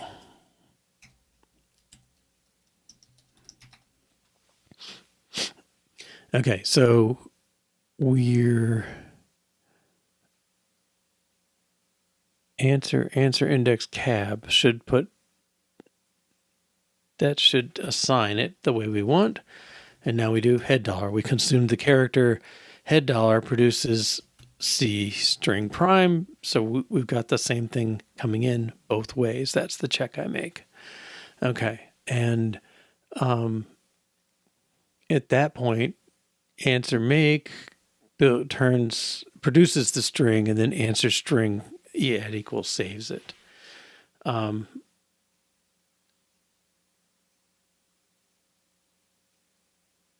Well, I think that's worth testing.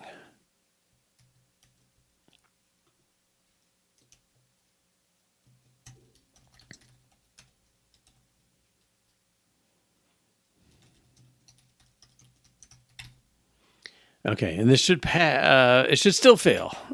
Okay, not quite like that. Extract that to a string to array routine. Yeah. All right. Especially since it's not working. But yes, that's a good point. String to array.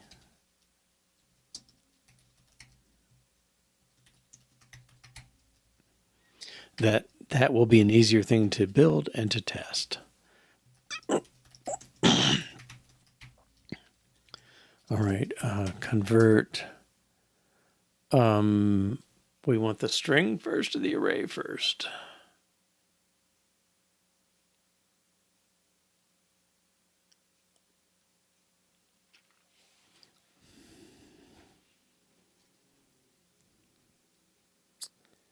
Well, convert string to array. Input effect is string array goes to, well, this is really array pointer, goes to nothing, because we're consuming both those. We'll see. We may want to make it string, return the string too. I don't know. All right.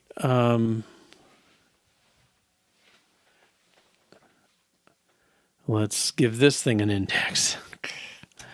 Variable S2A index. I don't know if that's too obscure.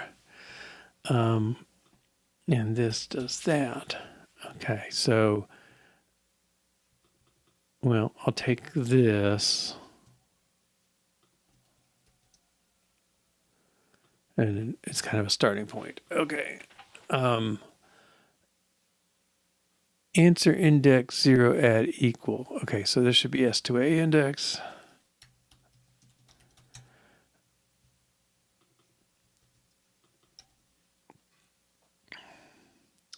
Head dollar, while dupe C string prime, 0 not equal.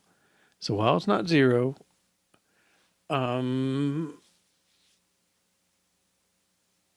that's assuming string comes in. So string then array pointer. Okay, we haven't gotten to array pointer yet. Now it gets crazy.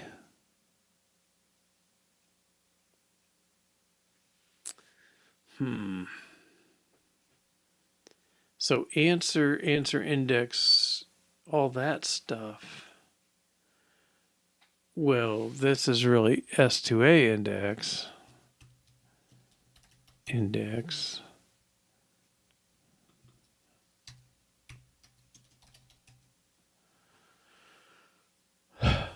Okay.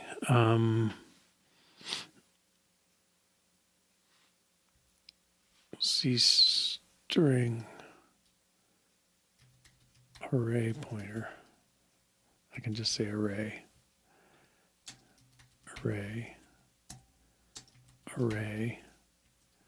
Now this one's the tricky one.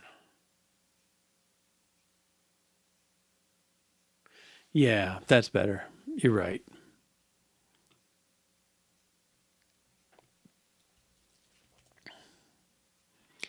I'll put them here for the minute. Test string to array for empty. Bad habit. Okay. And we always do this. Dot, dot.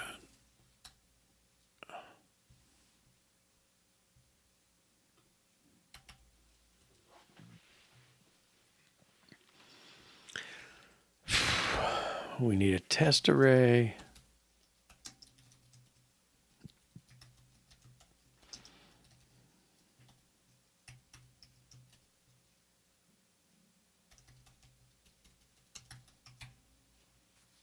Okay. And then a string. Okay. So we're passing in array pointer first, test s2 array, and a string cat. Oh, this is empty. And we're going to call string to array.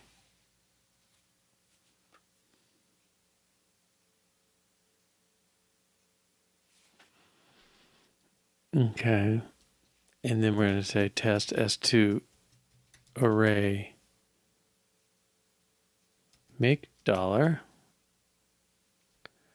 That puts a pointer to the string, and then we need another pointer to the string that should be empty.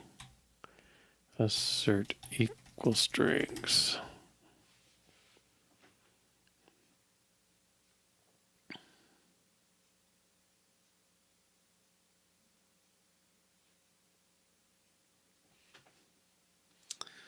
Okay, well, let's just take this much.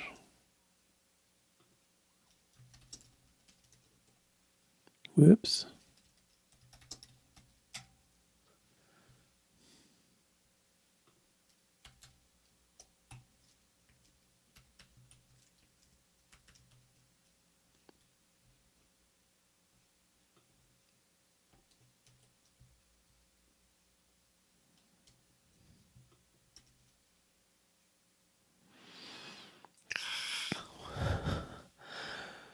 Oh, let's just take it all.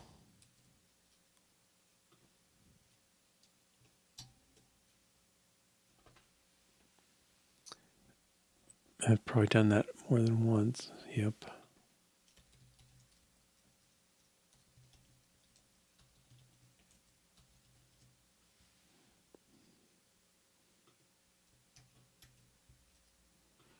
think I will clear this out. Word not found. Assert equals strings. Oh, I call it $.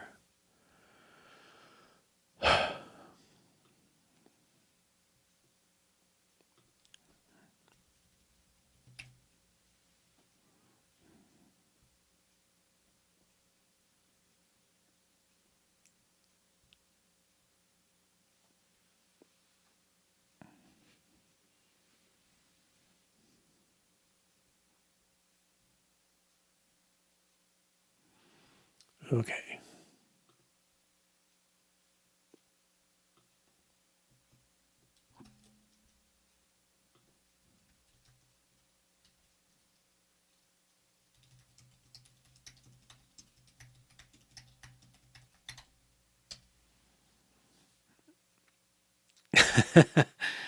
Okay.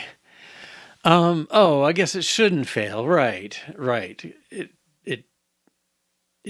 walked over the 0 characters and did nothing, and everything was fine. Okay. Well, that'll be a border case then. That's fine. All right, but let's do a real test then. Test string to array for string.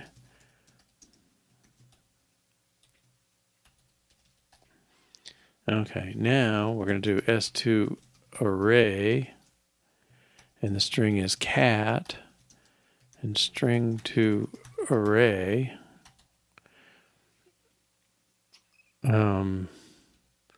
Test s2 array make $, cat assert equal $. Yeah, I think I don't don't want to be obnoxious with one-liners, but I think that makes it okay. All right, so variable S2A index. Now this should fail. Make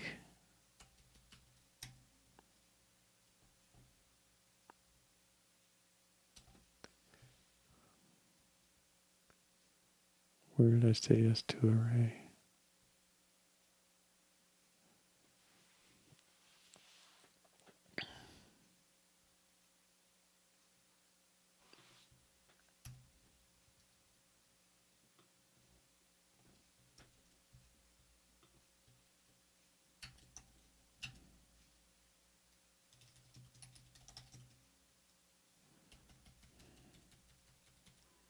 Get the habit of doing this stuff.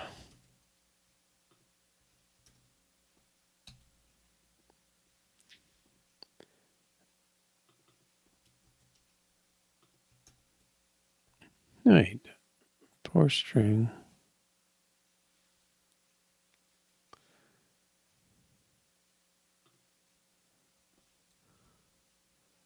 What?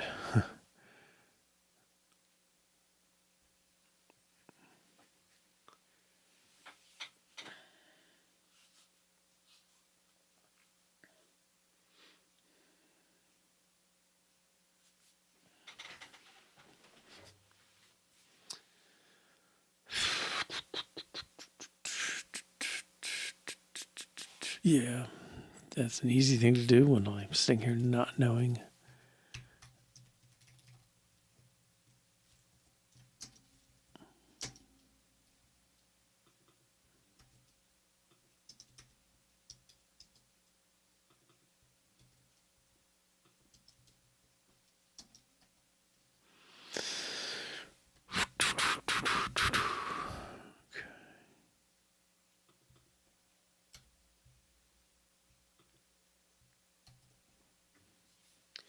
Why does that pass?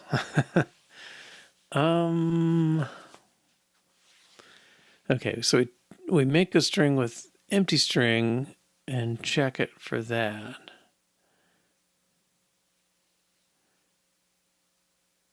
We make an array with cat and check that. String to array. And then we do test s2 array, make $cat equals star. How does that pass?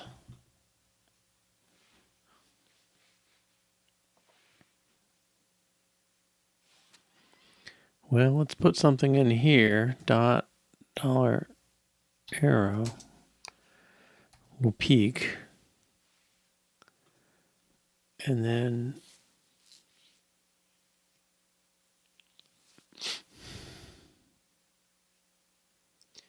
s2 array. And oh, that's the order's backwards.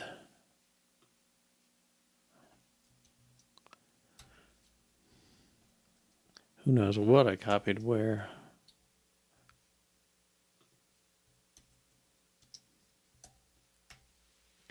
String. Oh no, I'm backwards again. I keep getting confused by the stack thing. Okay, so test to array cat pushes cat on the top of the stack, which is right. Okay, well, let's try again.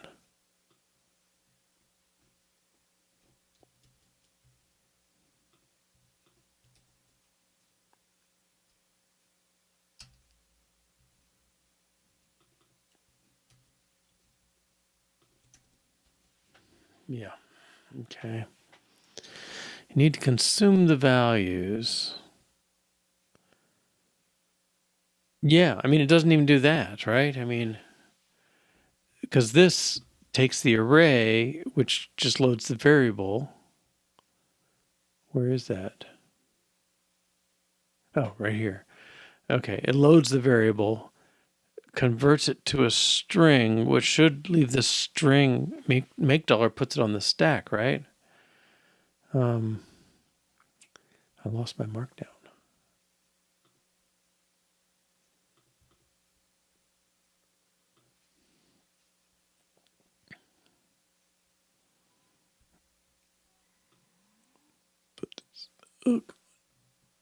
There.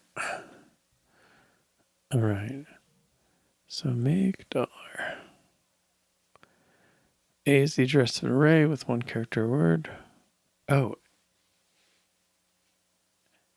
A is an address of array. Oh, that has one character per word. Yes, yes. Convert it to stack and the string array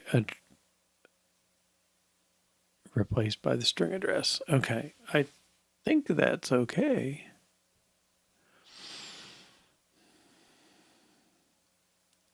Well, wait a minute here.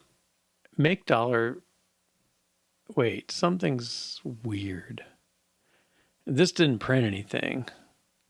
So test to array.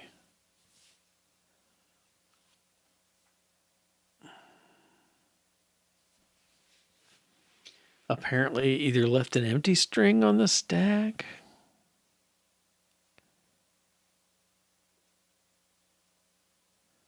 And then how is cat assert equal going to work?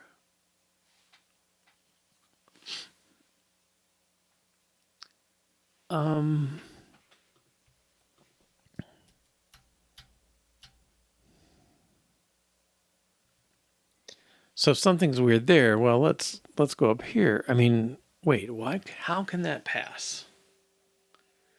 And there's no way test to array contains cat. Let's break it down a little. Let's look at test s2a array slot 0 at plus. That should be a C, which is 67.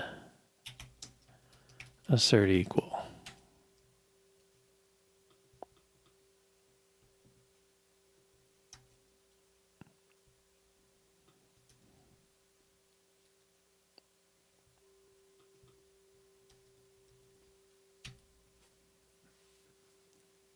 Values differ.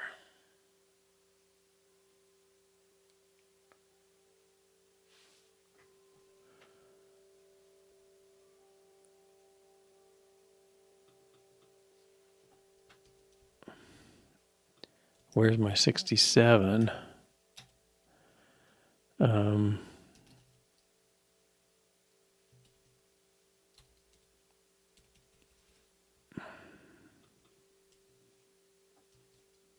I'm only doing the first assertion.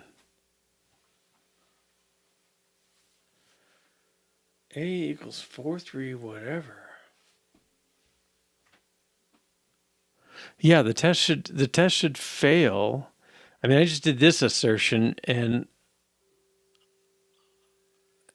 am I backwards? I'm pushing the array, then the 0, then the at plus. That should get me the first entry in the array. $.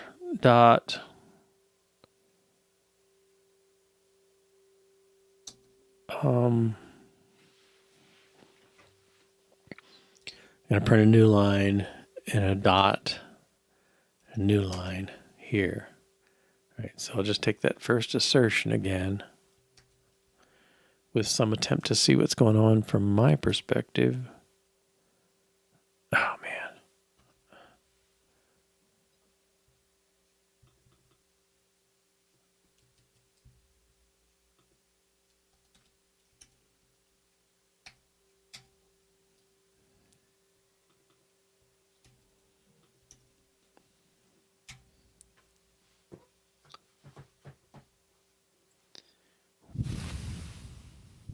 What?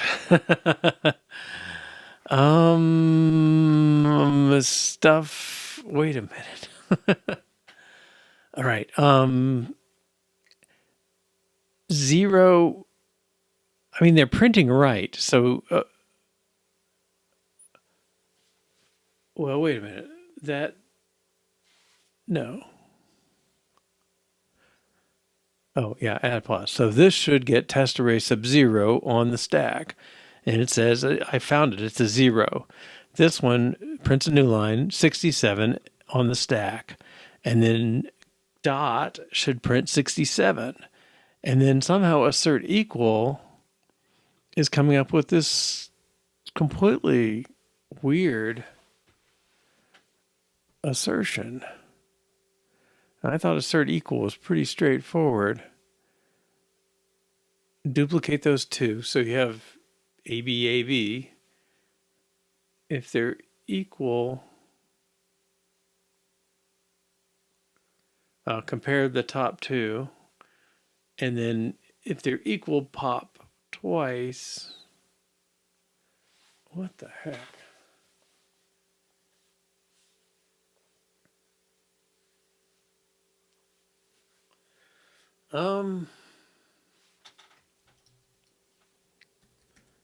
Did I do dot, dot, dot?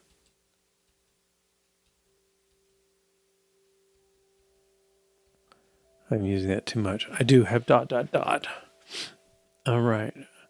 Yeah, let's start REPL over. Maybe I'm creating my own hang-ups here.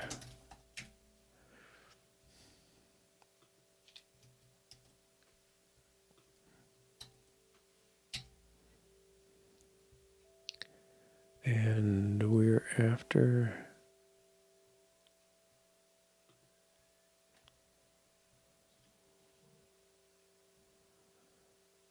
tests.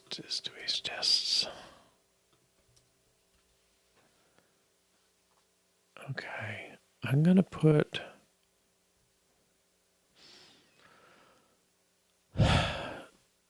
dot, dot, dot in here. That was my print top of the stack stuff. So I'm going to stick an extra 0 on top of the stack. Did I actually? No. Okay. I should have stuff on the stack. Whoops.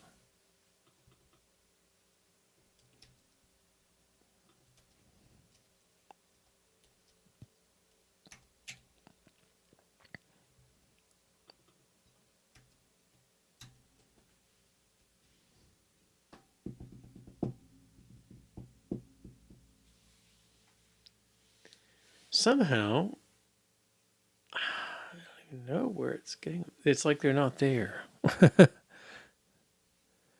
At plus 67.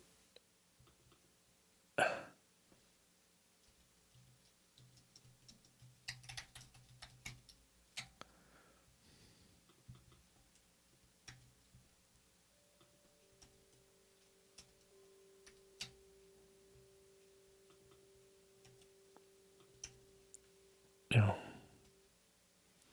That's okay.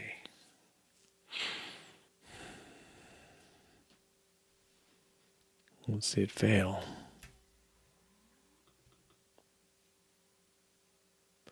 Yeah, I'm completely flummoxed by that. I mean, this shows me the top of the stack, the second of the stack, and the third of the stack.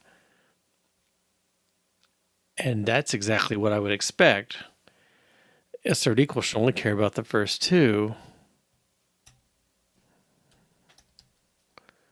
All right. I mean, this should fail.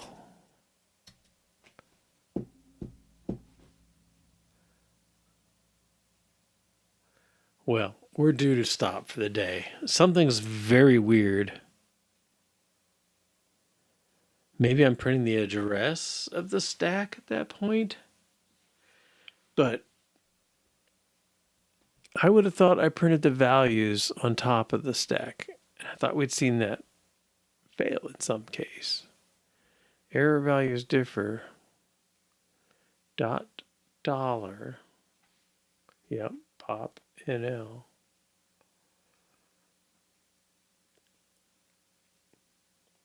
A equals dot. Oh, that's strings. Okay, that is an error. This should just be dot print. It's supposed to be comparing equals as. All right. Quickly. Oops.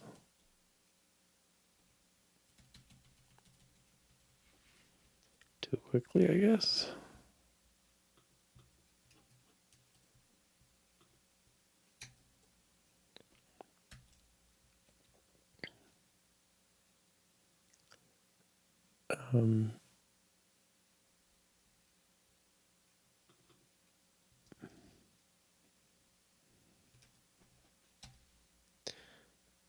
Okay, now,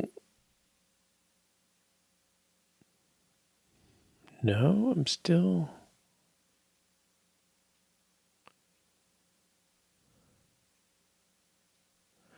We'll stop there. Why am I? Oh, I'm sorry. That should be $. Okay. Yeah, I'm screwing things up. All right. We will stop there for tonight. Pick up next week with the string copying thing. And then once we have that, we'll be able to test initialize properly and see. But I mean, we're getting something. It's coming. So I'm happy there. All right. Have a good weekend. Next week, Monday through Thursday, 2 to 4:30 p.m. Eastern Time, 6 to 8:30 p.m. UTC. Thanks for your help today, Mudshark, and see you next week, I hope. Take care. Bye-bye.